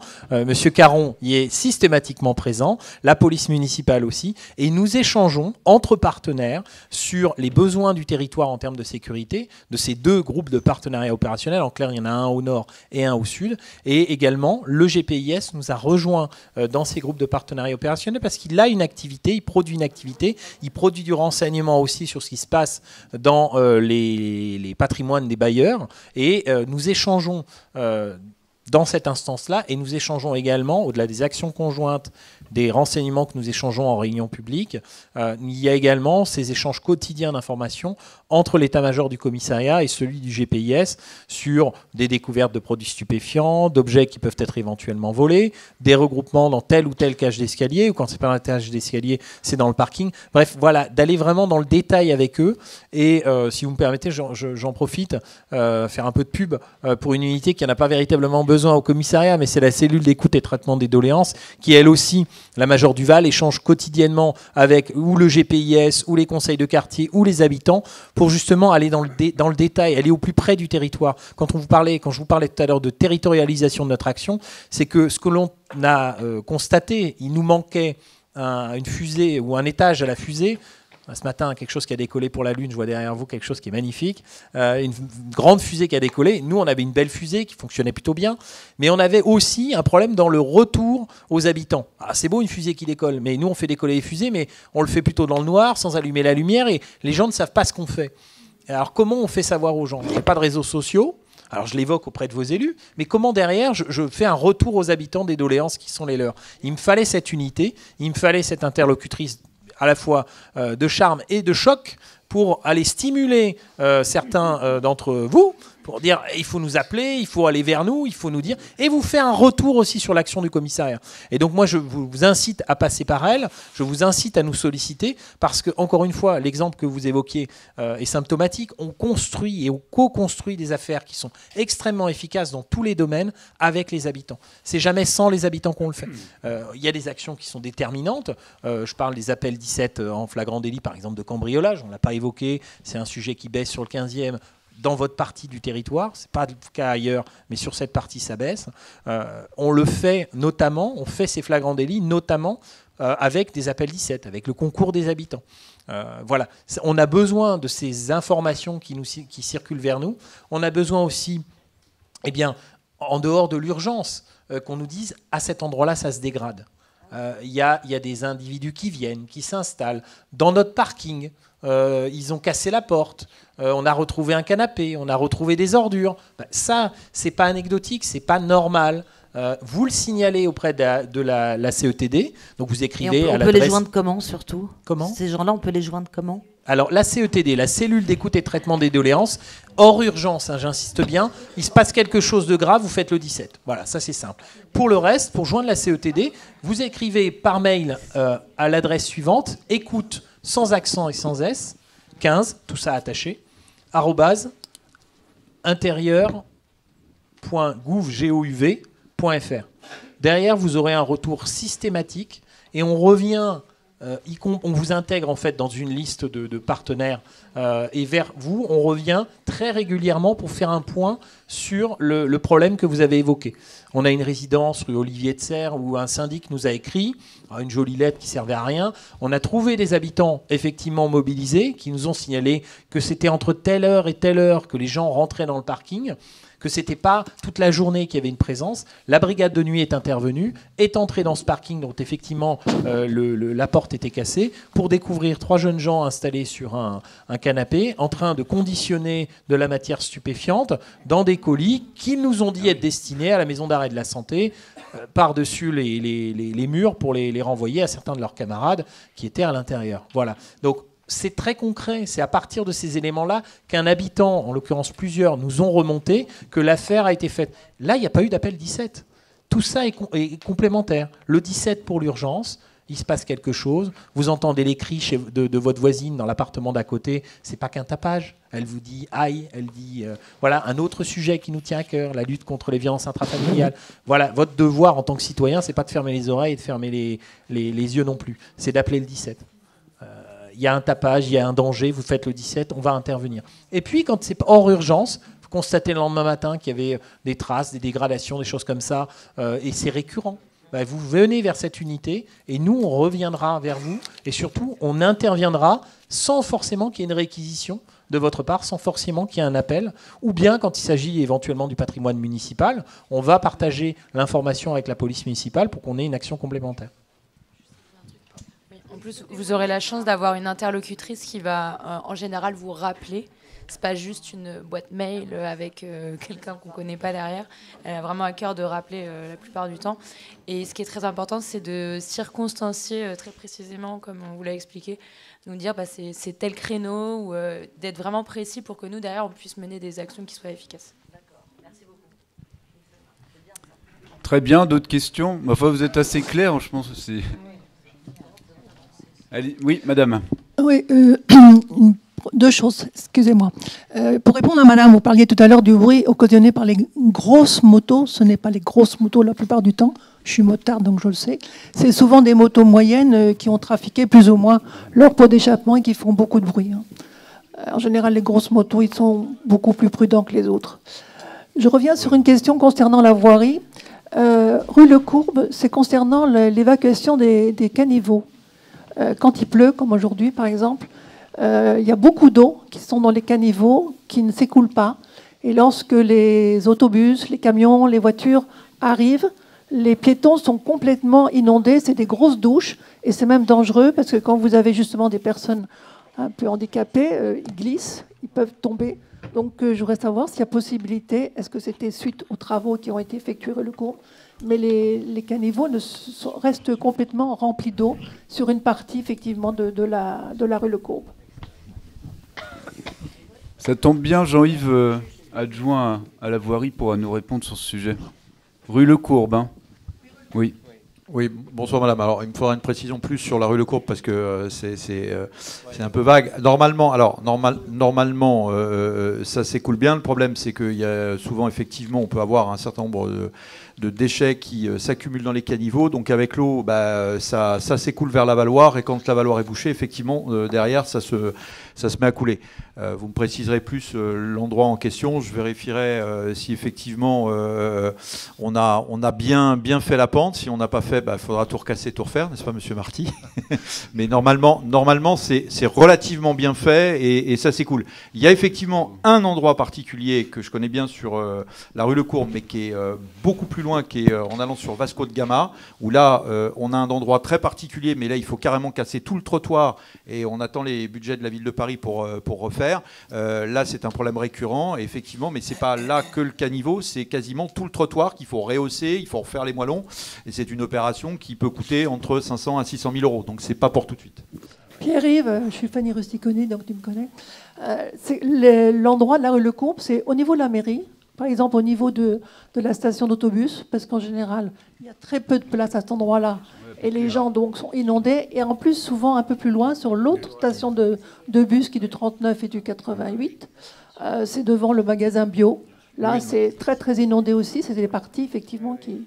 Alors, tout ça va être refait, madame, bientôt. Tout ça va être refait, puisqu'il y a un quai-bus qui va être installé, puisque le trottoir entre notamment la BNP et l'annexe de la mairie va être refait. Et donc, tout va être refait. Mais alors, c'est à votre disposition si vous avez besoin d'éléments complémentaires. Oui, madame, oui, et puis monsieur ensuite. Juste derrière. une question. Est-ce Oui. qu'il y a un programme de réfection des trottoirs? Beaucoup de trottoirs ont des boursouflures à beaucoup d'endroits et les gens tombent. On n'a pas un programme spécifique relatif au trottoir, on a un programme général d'entretien de l'espace public. Donc dans ce cadre-là, on a des budgets d'investissement, de fonctionnement, et on réalise les opérations telles qu'elles sont prévues au budget année après année. Ça, c'est une chose. La deuxième, c'est que, notamment quand on a des opérations, des signalements dans ma rue, on a des interventions ponctuelles quand on a effectivement des boursouflures ou des nids de poules, même sur les trottoirs. Pour terminer, vous savez qu'on arrive dans une période pré-olympique et que donc à ce titre-là, vous l'avez certainement remarqué, on a beaucoup de travaux sur les trottoirs, notamment avec le renforcement des câbles électriques et le changement de beaucoup de réseaux qui se trouvent sous les trottoirs. Donc à cette occasion-là, effectivement, vous avez remarqué que sur la voirie de Paris, il n'y a pas de réseau sous la chaussée, ils sont la plupart sous les trottoirs. Donc effectivement, à cette occasion-là, on repasse les réseaux et on refait complètement les trottoirs. Voilà. Alors je voudrais apporter une réponse complémentaire parce que c'est une excellente question. Tellement la voirie parisienne est dans un état désastreux, aggravé d'ailleurs par tous ces travaux, on ne peut plus circuler, on ne peut plus bouger, enfin bon, c'est une catastrophe. On n'a jamais vu ça nulle part dans aucune ville. Enfin bon, espérons que pour les Jeux Olympiques, tout sera remis à neuf. Voilà, mais enfin en tout cas, c'est catastrophique pour les Parisiens qui ne peuvent plus bouger et sortir de chez eux quasiment. Enfin, bon, alors donc, cela étant, c'est un état assez ancien. C'est la raison pour laquelle, moi je me souviens, dès mon premier mandat, j'avais demandé à la mairie un plan de 3 ans de remise en état des trottoirs et des chaussées du 15e. Mais il fallait un budget conséquent. Cela étant, c'est une question de priorité budgétaire. Moi je dis la ville de Paris est une ville riche, ça dépend simplement où on met l'argent. Alors bon, on ne va pas rentrer dans un débat budgétaire qu'on a en ce moment au Conseil de Paris d'ailleurs, cette semaine, mais je pense que le budget concernant l'entretien, voire la rénovation de la voirie parisienne est totalement insuffisant. Et les personnels également, parce que vous avez une section de la voirie qui est ici représentée, qui a un certain nombre de personnels, d'ingénieurs, etc., mais qui ne peuvent pas faire plus que... vous voyez balader les micros. Attention à pas toucher le matériel, parce que déjà qu'on n'a pas d'argent, alors il faut casser le matériel. Bon, ça va, il marche encore. C'est bon. Bon, pourquoi tant de haine contre les micros? Bon, alors, non, simplement, on a donc nécessité d'avoir plus de personnel dans les sections de voirie pour faire le travail qu'il faut pour faire les études, et puis aussi plus de budget surtout pour entretenir, remettre à neuf une chaussée et des trottoirs qui sont dans un état déplorable, qui n'est pas tombé, voire plusieurs fois dans Paris, en se mettant le pied dans un trou, dans un machin, etc. C'est invraisemblable, ça aussi. Moi, je pense que... Enfin bon, là, c'est mon avis personnel, mais je ne suis pas maire de Paris, pas encore. Mais... Non, je ne suis pas candidat, de toute façon. Mais je pense qu'il hygiène, voirie, c'est les 2 missions principales d'une ville. Bien sûr qu'on peut faire plein d'autres choses, c'est clair, mais quand il faut faire des priorités budgétaires, il y a 2 missions principales d'une collectivité locale vis-à-vis de ses habitants, c'est d'entretenir la voirie parce que c'est là où tout le monde passe, et puis aussi l'hygiène, la propreté. Dans ces 2 domaines, c'est un échec. Voilà. Et je le dis d'autant plus que tous les jours, moi j'ai des plaintes de partout, que ce soit sur l'état de la voirie, vous n'y pouvez mais, vous faites ce que vous pouvez, hein, les personnels évidemment, et sur... voilà. Moi j'étais l'adjoint de Chirac à une certaine époque, on n'a jamais parlé de rats à l'époque, alors pourquoi maintenant il y a des rats partout, à savoir. Bon bref, alors c'est peut-être dû aussi au fait qu'il y a tellement de travaux en sous-sol que ça fait sortir les rats, j'en sais rien, on peut donner 1000 explications, ou les gens qui sont sales et qui jettent tout par terre, et les rats, enfin bref, ou les déchets qui ne sont pas ramassés. Mais enfin bon, voilà, donc là moi je considère comme madame que voirie, propreté, c'est 2 missions essentielles, entretien de l'espace public quoi. Parce que c'est là où viennent les habitants, les travailleurs, les touristes, enfin, tout le monde utilise l'espace public, donc ça doit être nickel. Vous allez dans des villes européennes, enfin, j'en citerai aucune parce qu'on peut toutes les citer, où bah, c'est propre, c'est des caires, enfin, on ne tombe pas dans la rue, il n'y a pas de papier, il n'y a pas la Suisse, mais il n'y a pas que la Suisse d'ailleurs. Voilà, exactement, c'est ça.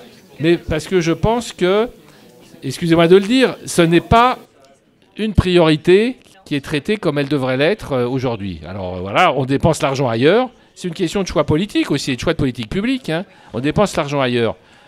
Voire dans des pistes cyclables. D'ailleurs, je pense à celle de Vaugirard. Moi, je suis favorable aux pistes cyclables. Il y a de plus en plus de vélos, tant mieux.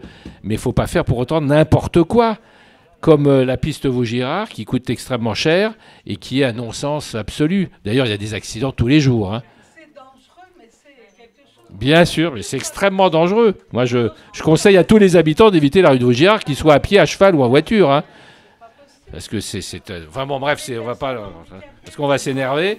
Mais ils peuvent pas. Ils ne peuvent pas. Voilà. Bon, enfin, c'est pas le sujet du jour. Mais... Oui, une question, monsieur. Bonsoir à tous. S'il vous plaît, parmi les responsables, si vous pouvez aller prendre une douche au bain de douche, à la piscine Blomet, s'il vous plaît, incognito. Alors, votre adjointe, monsieur le maire, madame Serac, c'est là, adjointe à la solidarité, qui a reçu pas mal de mails. Et elle est souvent froide. Blomet, oui, la piscine Blomet. Les bains de douche qui est dans la piscine Blomet. On a plusieurs personnes dans la rue. Ils sont dans la rue, mais ils travaillent aussi. Ils s'occupent. Ils font des courses aux anciens, aux anciennes, pour pas dire un autre mot, hein, parce que quand on perd un ancien, on perd une bibliothèque mobile. Il y en a qui travaillent. Ils sont dans la rue, mais ils travaillent. Ils travaillent même dans l'administration. Ils travaillent. Et oui, mais il faut être propre. Si on n'est pas propre, voilà. Donc la douche est souvent froide. Ils ouvrent les fenêtres. Parfois on y va. Ils nous disent le personnel n'est pas encore venu. Voilà. Au moins qu'ils mettent un écriteau.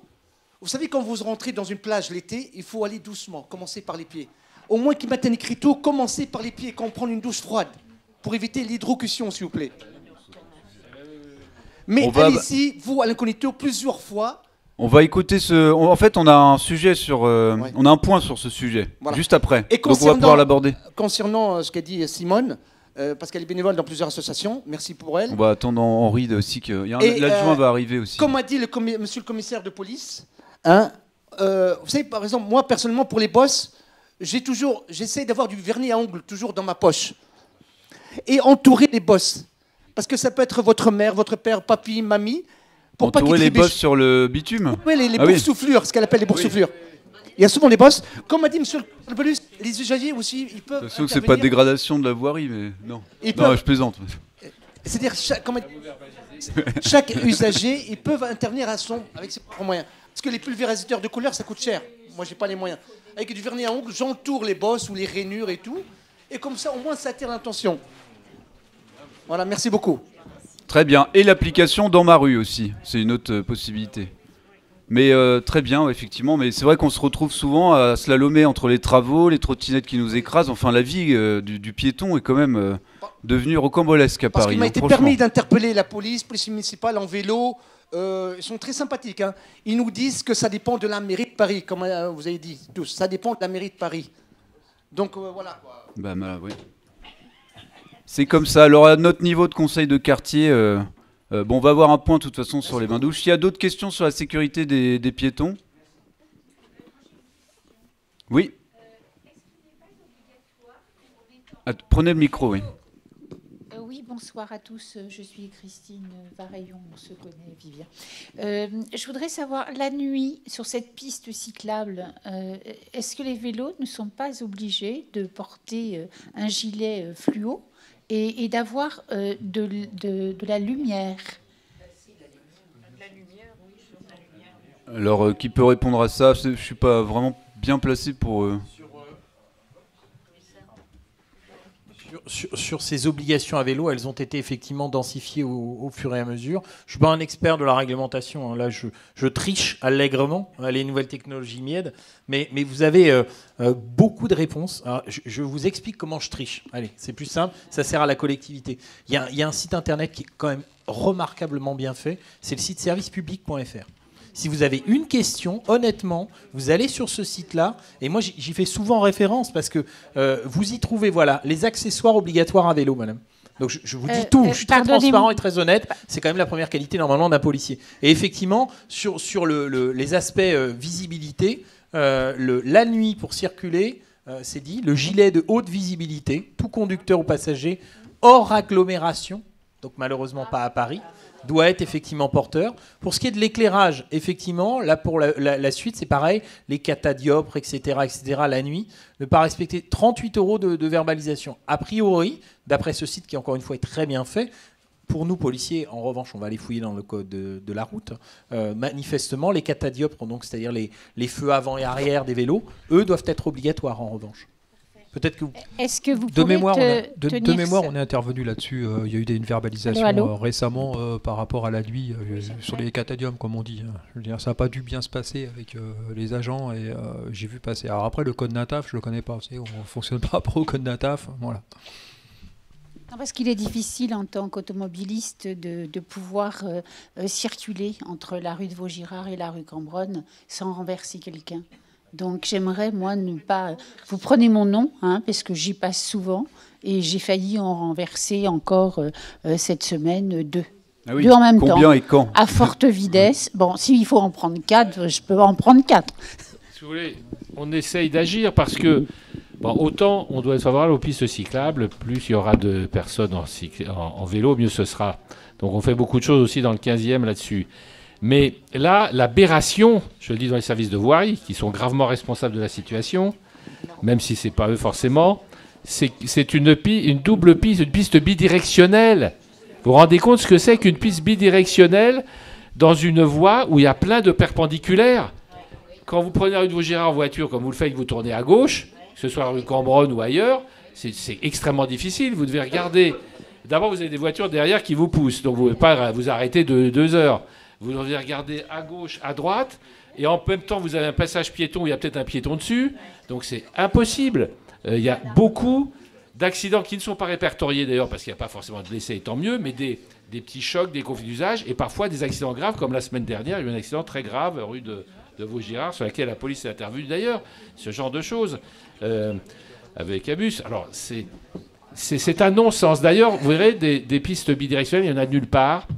Sur des voies où il y a des intersections comme ça. Ça n'existe pas. Nous, ce qu'on avait demandé, puisqu'on avait une piste cyclable rue Lecourbe dans un sens, c'est d'avoir des pistes dans l'autre sens rue de Vaugirard. Ça paraissait logique. Ben non. Donc du coup, là, en plus, les travaux, j'ai interpellé encore récemment l'adjoint au maire de Paris chargé de la voirie transport, là, M. Béliard, pour lui dire, bon, alors, on a eu un combat pendant des mois et des mois, mais qu'il a gagné forcément, puisque l'arbitrage, même si avec notre opposition, l'arbitrage se fait au niveau central, et l'arbitrage a été évidemment favorable à cette piste, pour des raisons purement idéologiques d'ailleurs, hein, parce qu'il fallait que cette piste était la piste emblématique, qu'il fallait faire absolument pour montrer qu'on était pour le vélo. Mais là, je lui ai dit encore récemment, la semaine dernière, de façon beaucoup plus grave, je lui ai dit, écoutez, là, les travaux, la façon dont sont faits les travaux, c'est invraisemblable. D'abord, même pour les cyclistes, parce que la piste cyclable, elle fait des zigzags partout, elle va en pleine voie, tout à coup, elle est en pleine voie, après, elle repasse derrière des bords, des trucs en ciment, des bordures en ciment, etc. Enfin, je ne sais pas comment font les vélos pour savoir où se diriger, surtout la nuit, quand il fait sombre en plus. Hein.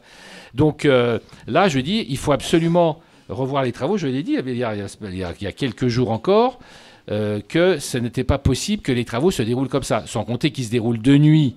Merci pour les habitants qui ont les trucs pour faire les travaux de nuit. Ça fait la nuisance sonore, il n'y a pas que les motos, il y a aussi la voirie qui pourrait être verbalisée d'ailleurs pour nuisance sonore de nuit. Et puis là, nous avons eu un débat hier là-dessus au Conseil de Paris parce qu'il y avait une subvention. Alors, ça ne s'est pas donné, c'est quand même près d'1 million d'euros tout ça, hein, les travaux. Subvention. Alors, nous, évidemment, on s'est exprimé contre. D'ailleurs, contre 2 pistes cyclables qui sont celles de la rue Linois, où c'est pas mal non plus ce qu'ils vont faire, et de la rue de Vaugirard. Mais le projet de subvention a été adopté forcément, puisque nous sommes minoritaires.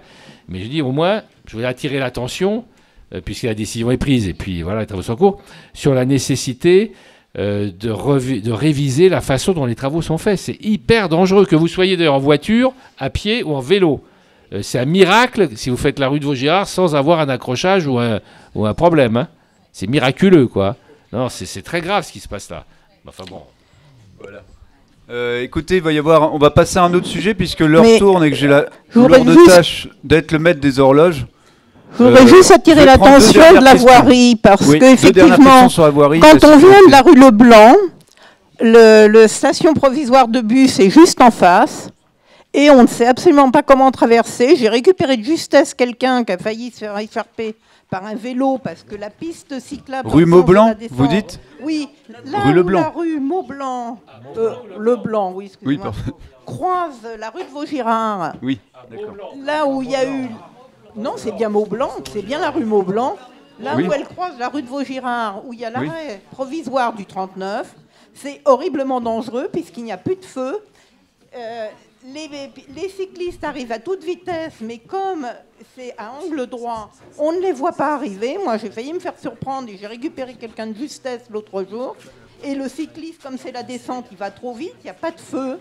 Les cyclistes n'ont aucun feu. Donc, est-ce que vous pourriez mettre en place, je ne sais pas si c'est un système comme pour les écoles, pour quand même essayer de faire traverser les gens, parce que là, je pense qu'il va y avoir un mort d'ici peu. Hein. Non, mais... Vous avez raison.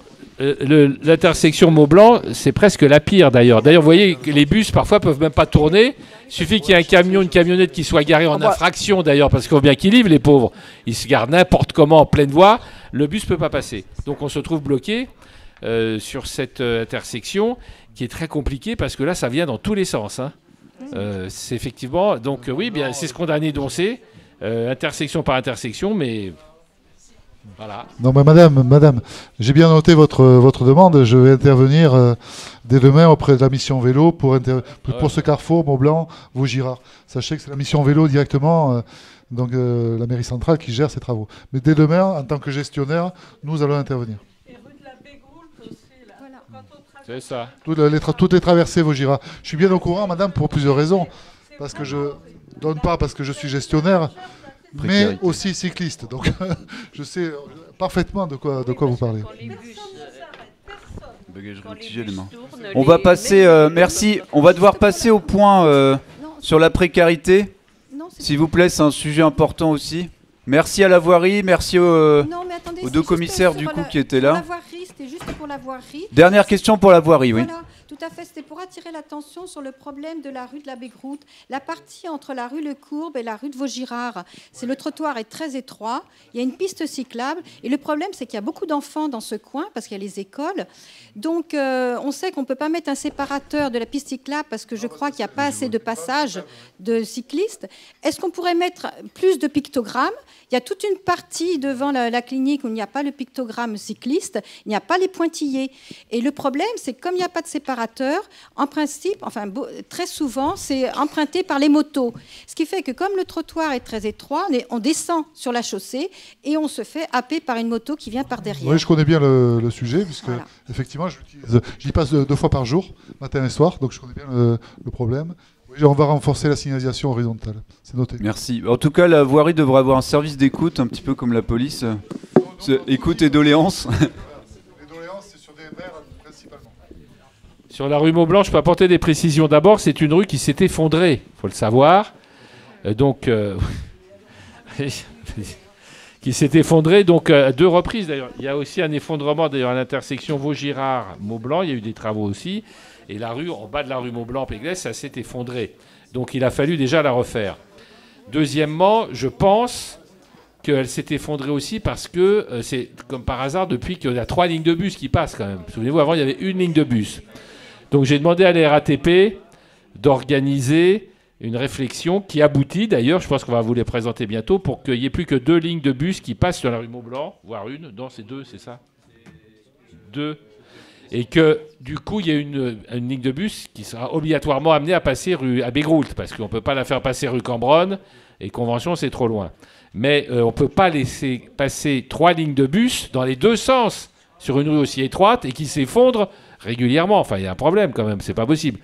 Donc il y a ça. Deuxièmement, c'est vrai qu'à l'occasion de cette modification, il était envisagé, mais ça aussi c'est une question de budget, d'élargir les trottoirs de la rue Maublanc, quitte à modifier les conditions de stationnement et Pétel. Mais voilà, il y a un projet sur la rue Maublanc qui va bientôt être mis en œuvre pour qu'elle soit sécurisée davantage, si je peux dire. Merci, on va vite passer. Je suis désolé, il faut qu'on passe au point précarité. Merci à la direction de la voirie. J'écoute tout de suite, encore que je le disais, l'hiver arrive et on a la chance d'avoir avec nous ce soir la Croix-Rouge et la bagagerie antigel pour présenter les actions de lutte contre la précarité. Donc, qui veut commencer? Madame Stéphanie de Couedic, c'est ça? Oui, c'est vous. Allez-y, prenez le micro et puis faites-nous du coup un petit point sur votre mission. D'accord. Monsieur, est-ce que vous me voyez? Ça va.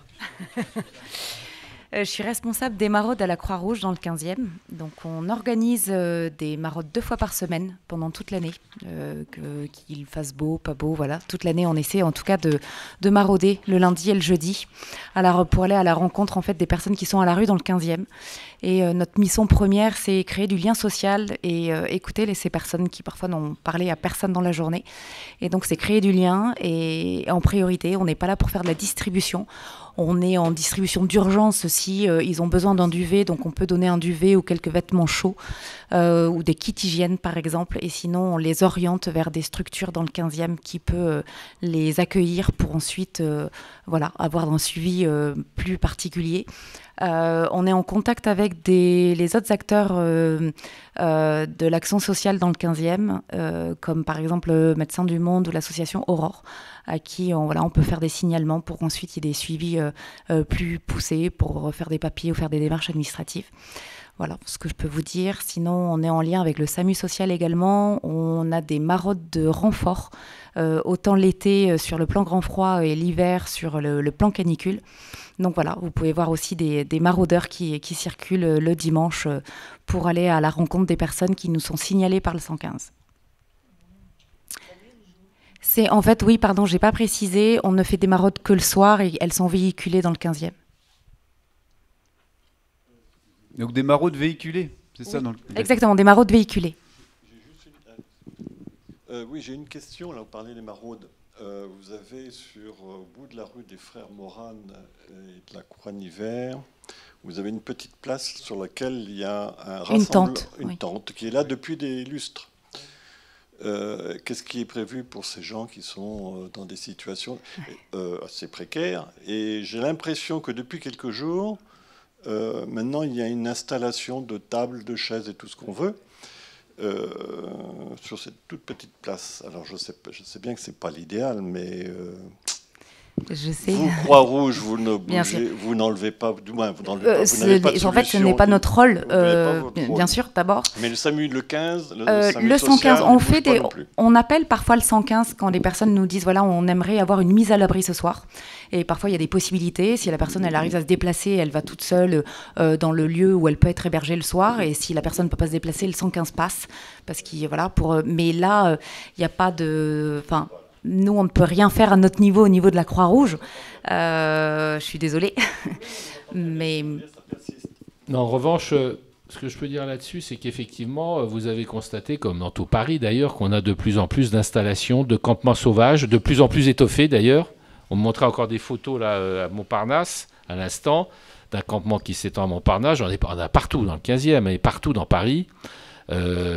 Souvent d'ailleurs de migrants qui sont plus ou moins évacués par la police de différents endroits, de rassemblements, etc., vers la porte de la Chapelle, et qui se retrouvent ensuite dans la rue.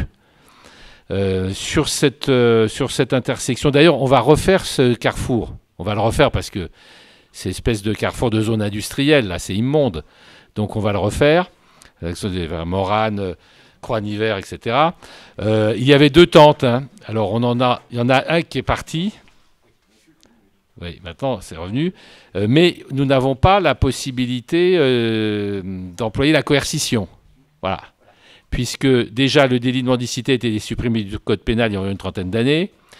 Moi j'étais vice-président du centre d'accueil et de soins hospitaliers de Nanterre. Donc à l'époque, c'est vrai, ce qu'on appelait la BAPSA, la brigade d'assistance des personnes sans abri, la de police, avec c'était des cars qui ramassaient les SDF et qui les emmenaient directement à Nanterre. Voilà. Bon, maintenant ça n'existe plus, ou très, ouais, mais très peu, oui, mais très peu. Parce qu'avant, c'était interdit. Ils avaient une capacité juridique d'intervenir. Là, ils ne l'ont plus. Donc, ils n'ont pas le droit de le faire. C'est juste si les personnes veulent bien aller dans les centres de soins, dans les centres d'hébergement. J'appelle que nous avons dans le 15e 2000 places, rien que dans le 15e, de centres d'hébergement d'urgence et de CHRS. Dans le 15e, on a 2000 places. Donc, vous voyez déjà... Donc voilà, alors ces personnes, si elles ne sont pas volontaires pour monter dans un camion ou dans un car, enfin je veux dire, donc on ne peut rien faire. Mais on est au contact par les maraudes, par les services sociaux, les services de soins, etc. Mais voilà, qu'est-ce qu'on peut faire à partir du moment où la loi ne nous donne pas le pouvoir de les contraindre à partir? Donc il y a des opérations de police municipale parfois qui essayent de les inciter à aller vers tel ou tel dispositif. Parfois, le 115 aussi est complet, souvent d'ailleurs, mais bon, donc on a beaucoup de difficultés, mais c'est vrai qu'on a des campements de plus en plus importants. C'est ça qui est inquiétant quand même, parce que c'est pas une solution que ces gens restent dans la rue quand même. Alors, M. Josefovitch est mon conseiller d'arrondissement délégué à la précarité, justement. Alors, bonsoir à tous. Désolé pour ce retard dû à des contraintes professionnelles. Voilà. Alors, ce que je voulais dire, c'est d'abord saluer tout le travail des maraudes. Alors, évidemment, comme le maire l'a dit, le délit de mendicité et de vagabondage n'existe plus dans le code pénal. Donc, on a très peu de moyens de coercition juridique. Quels sont nos moyens? Si, par exemple, les gens dans la rue font des déprédations, commettent des infractions, agressent, je ne sais pas, font d'autres choses, on pourrait dire, qui relèvent du délictuel, on peut effectivement faire quelque chose. Si elle trouble l'ordre public, oui. Mais par contre, une personne comme ça qui se met, qui s'installe, c'est très difficile. Donc effectivement, on a déjà une loi qui est assez limitée sur ce plan. Ensuite, il y a aussi quelque chose qu'il faut rappeler. Tous les SDF, et ça a été justement dit, ne sont pas demandeurs d'hébergement. Voilà, il n'y a pas de demande SIAO auprès de tous les SDF. On l'a constaté. Il y en a qui n'en éprouvent pas le besoin. Donc non seulement c'est dur de contraindre, mais c'est même dur de contraindre quand la personne ne veut pas. Voilà. Ce qu'il faut, c'est évidemment des structures qui sont adaptées, voilà, parce qu'on est dans un écosystème quand on est dans la rue, et je parle sous le contrôle par exemple, de Stéphanie qui s'occupe de la Croix-Rouge, qui fait les maraudes. Donc il y a tout un écosystème. Peut-être qu'il faudrait réfléchir à ça. Il faut aussi réfléchir au volet psychologique, mental. Alors ça existe pour certaines maraudes. C'est quelque chose qui se développe parce qu'il y a des antécédents. On est parfois aussi en contact avec Sainte-Anne. Voilà, ça c'est quelque chose de très important pour débloquer débloquer des situations. Donc il y a toutes ces contraintes. Je tiens à dire que les maraudes sont vraiment saisies régulièrement. Je ne vais pas vous le cacher, je ne m'en prive pas. Je le fais avec la Croix-Rouge, avec Aurore, évidemment aussi avec le SAMU social, puisque le SAMU social fait aussi une coordination dans l'ouest de Paris. Donc je les ai parfois, je les appelle. Donc voilà, on essaye de trouver des situations. On a aussi, c'est vrai, peut-être un émiettement aussi des traitements. Par exemple, si vous êtes femme mineure, vous êtes avec un enfant, c'est peut-être plus facile parce qu'on peut déclencher l'UASA pour trouver une solution. Et c'est ce qu'on a pu faire il y a quelques semaines pour une histoire. Alors c'était dans un autre quartier, donc ça peut fonctionner. Hein. Mais c'est vraiment, et voilà, il y a toute une, il y a à la fois, on est à la fois coincé peut-être par les procédures, par la situation, par les intéressés eux-mêmes, par tout le flottement. Voilà. Mais en tout cas, ce que je peux dire, c'est vraiment qu'on essaye de suivre toutes ces affaires, voilà, toutes ces histoires. On essaye de signaler, d'appeler, de revenir à la charge, parce que parfois c'est pas toujours évident. Et vraiment, je salue toutes les personnes, toutes les structures qui sont dédiées à la solidarité dans le 15e arrondissement. Voilà, Merci Henri. Je veux profiter aussi de ce point pour saluer la bagagerie d'Antigel. D'ailleurs, si vous voulez faire un petit point, dont je rappelle que la bagagerie d'Antigel a une place au chaud à notre conseil de quartier, puisque vous êtes dans ce quartier, et vous êtes notamment grâce à la mairie du 15e. Si vous voulez nous faire un petit point, vous êtes les invités aussi d'honneur, puisque vous faites partie du conseil. Bien, merci beaucoup. Je tiens à excuser mon président, Pierre Delaroche, qui aurait dû être ici ce soir et qui a un empêchement. Donc, il m'a demandé de le représenter. Donc, quelques mots sur la bagagerie d'Antigel. Alors, le constat vient des maraudes. C'est-à-dire qu'au travers des maraudes, il y a une quinzaine d'années, on s'est rendu compte que ce qu'il y avait de plus précieux, certainement pour ces gens qui vivent à la rue, c'était leur dernière propriété, un sac, une valise, quelque chose qu'ils ne voulaient pas perdre, parce qu'au-delà, bien sûr, de quelques vêtements, il y avait des souvenirs dans ces sacs-là.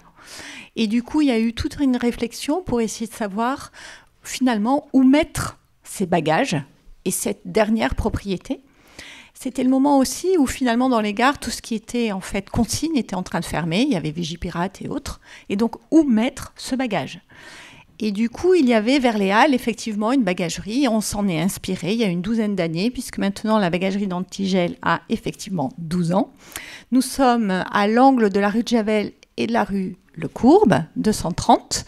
Et effectivement, nous avons un espace qui permet d'accueillir en toute sécurité les bagages de 48 usagers donc, qui vivent à la rue. Macrème, ici présent, est parmi nous.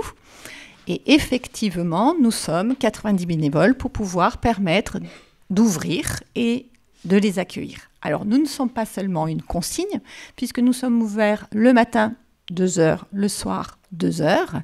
Et donc, c'est avant tout un lieu d'accueil, d'échange et de vivre ensemble.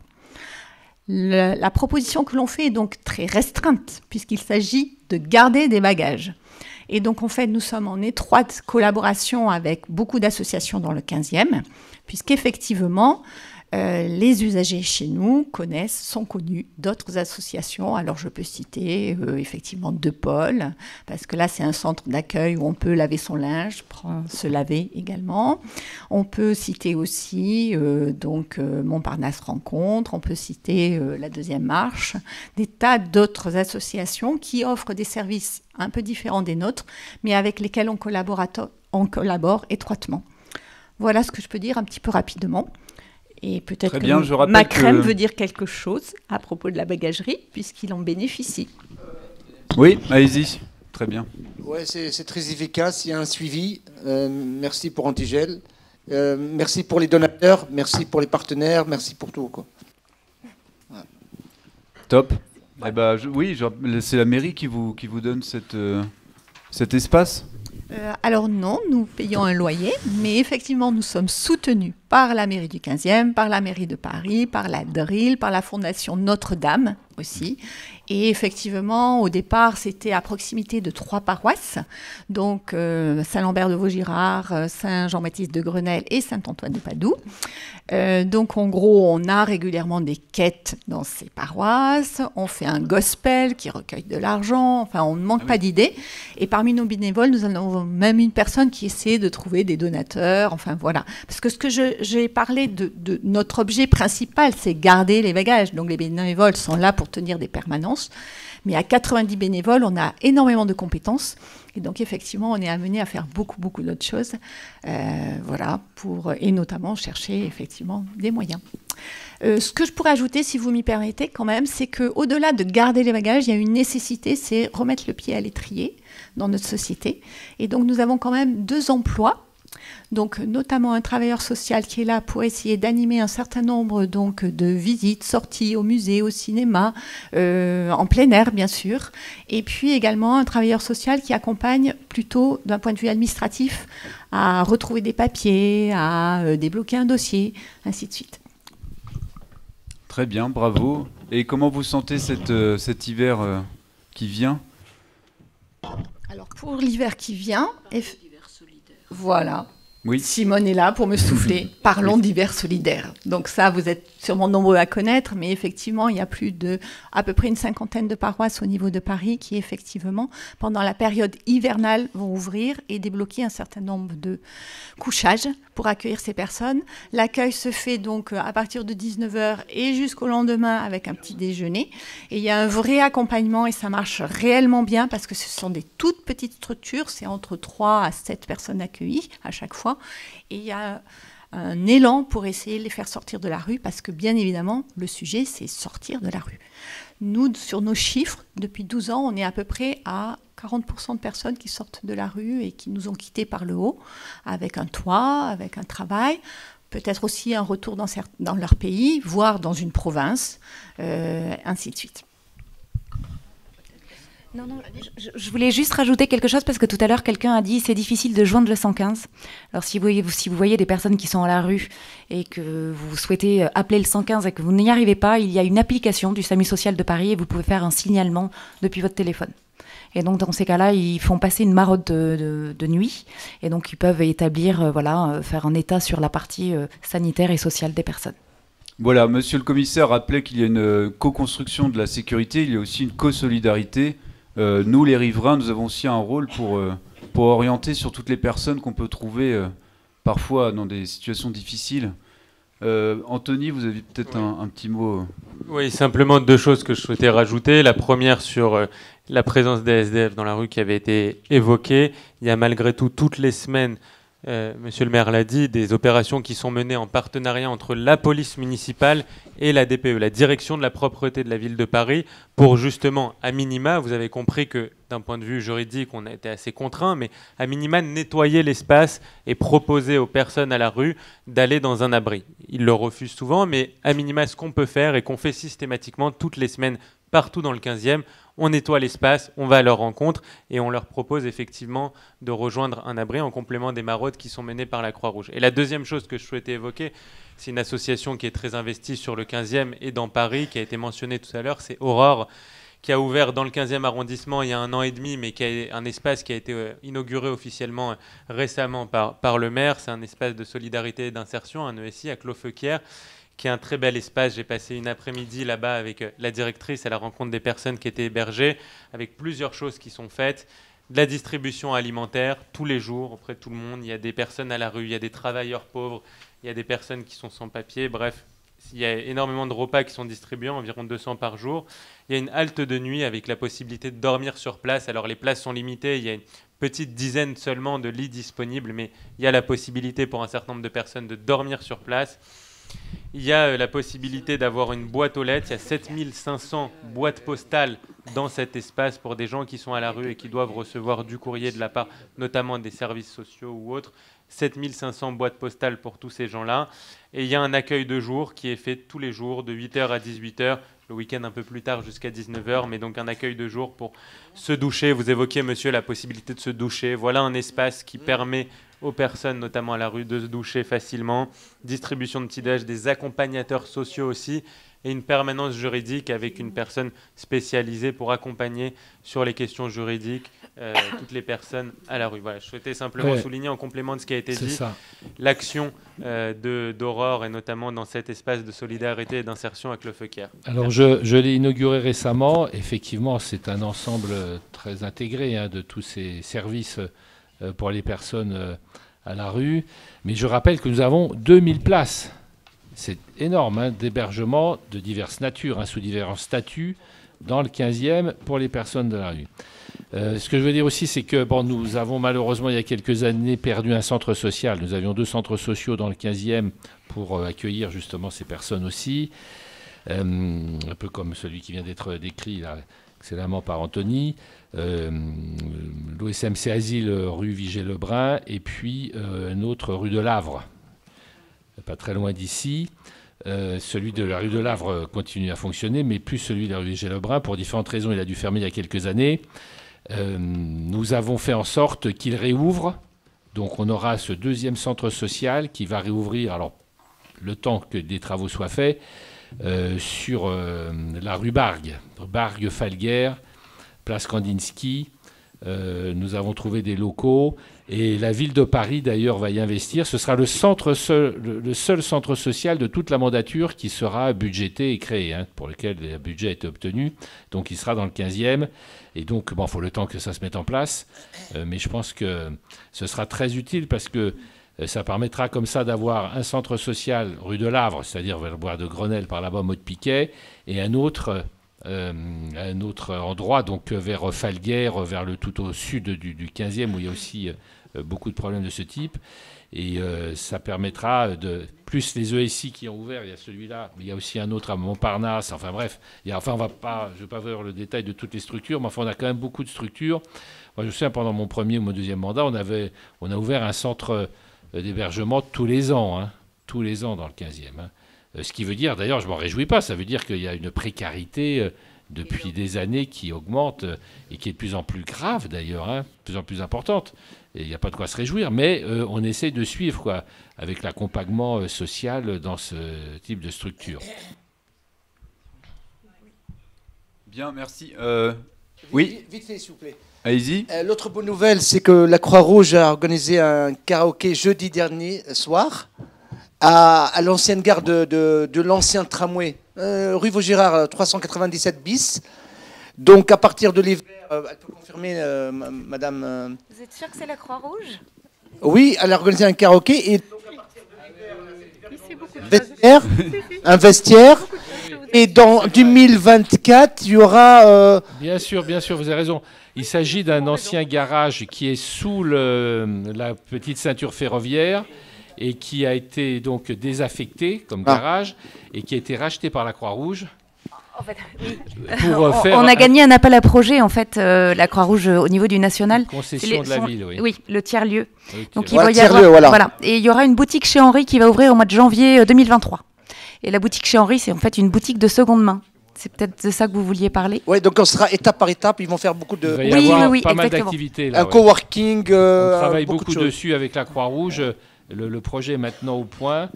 C'est un projet compliqué à mettre en place. Hein. Mais c'est vrai que ça va être un beau projet pour le secteur. Ouais. Alors, j'espère ne pas être hors sujet. Il y a un karaoké là-bas, vous me dites? Oui, jeudi dernier soir, dans le feu vert, dans le café qui est en haut. Comment il s'appelle le café Feu vert. Oui. Ah, où ça? La voie verte. Dans la gare de Vaugirard. Oui, la coulée verte, il y a un café en haut. Il y a une gare, la gare de Vaugirard. Oui, qui est transformée en café. D'accord, qui a été rénovée entièrement. Oui, pour coworking et autres. Oui. D'accord. Il y avait quelqu'un de la Croix-Rouge de Montrouge, du siège de Montrouge, de la Croix-Rouge. C'était une dame et elle a organisé ça. Ah, très bien. Ne pas être hors sujet. Depuis, on a parlé des bus tout à l'heure. Presque tout le monde connaît le bus 62. C'est un bus articulé et traverse à peu près 4 arrondissements. C'est la 2e ligne en Europe à peu près en termes de chargement. Depuis qu'il y a eu 2 bus articulés cassés lors d'un match, on ne va pas citer le match, il y a à peu près 2 mois. 2 bus articulés et le bus coûte à peu près 500 000 €. Ah, pardon. Donc, quand il y a un match au Parc des Princes dans le 16e, parce que vous avez des relations, je suppose, avec les mairies limitrophes et la RATP, le bus articulé s'arrête à Javel. Oui. Terminus, tout le monde descend. Et il fait demi-tour. Soit il fait demi-tour, soit il rentre au centre dépôt. Maintenant, des mamies ou des papis avec leur canne, ou des PMR, comment ils font? Voilà. Ok. Non, Bon, c'est c'est un peu. Le problème, c'est que c'est en dehors de notre quartier et qu'on doit rester vraiment ciblé. Oui, mais ça arrête à Javel. Oui. Oui. Non, mais c'est bon à Oui, savoir, c'est j'entends tout. bien, Hein. mais nous, on est vraiment un petit quartier. On a un super quartier, mais. Non, mais je vous demande pas des miracles. C'est bon Très à bien. savoir, c'est tout. Ok, on note. Bon, de toute façon, tout est enregistré. Au cas où. Henri, si tu veux dire un dernier petit mot, mais après, il est 21h Je vais passé. être très, très bref, c'est sur la question de l'hiver, parce qu'on parle du froid. Alors effectivement, si jamais on a une histoire de grand froid, il faut savoir que le plan hivernal s'est mis en œuvre par l'État. Il y a une compétence complémentaire de la ville de Paris, et évidemment, dans le 15e, nous avons une petite structure, je crois, à Violet pour accueillir. Voilà, on a des trucs complémentaires, exactement. Mais il faut savoir que si jamais il y a une espèce de pic, puisque c'est un terme un peu à la mode, eh bien ça, c'est la compétence de l'État, c'est déclenché par le préfet. Enfin voilà, il y a toute cette démarche. Mais en tout cas, il y a aussi des compétences complémentaires. Voilà. Voilà, exactement. Il y a plein de choses, de mesures complémentaires qui vont dans ce cadre. Eh bien, merci tout le monde. Nous allons lever la séance et puis continuer vos discussions juste après. 2 questions. Non, mais je suis vraiment obligé de rendre la salle. C'était une confirmation. Merci à tous. Merci aux conseillers, aux élus, aux maires.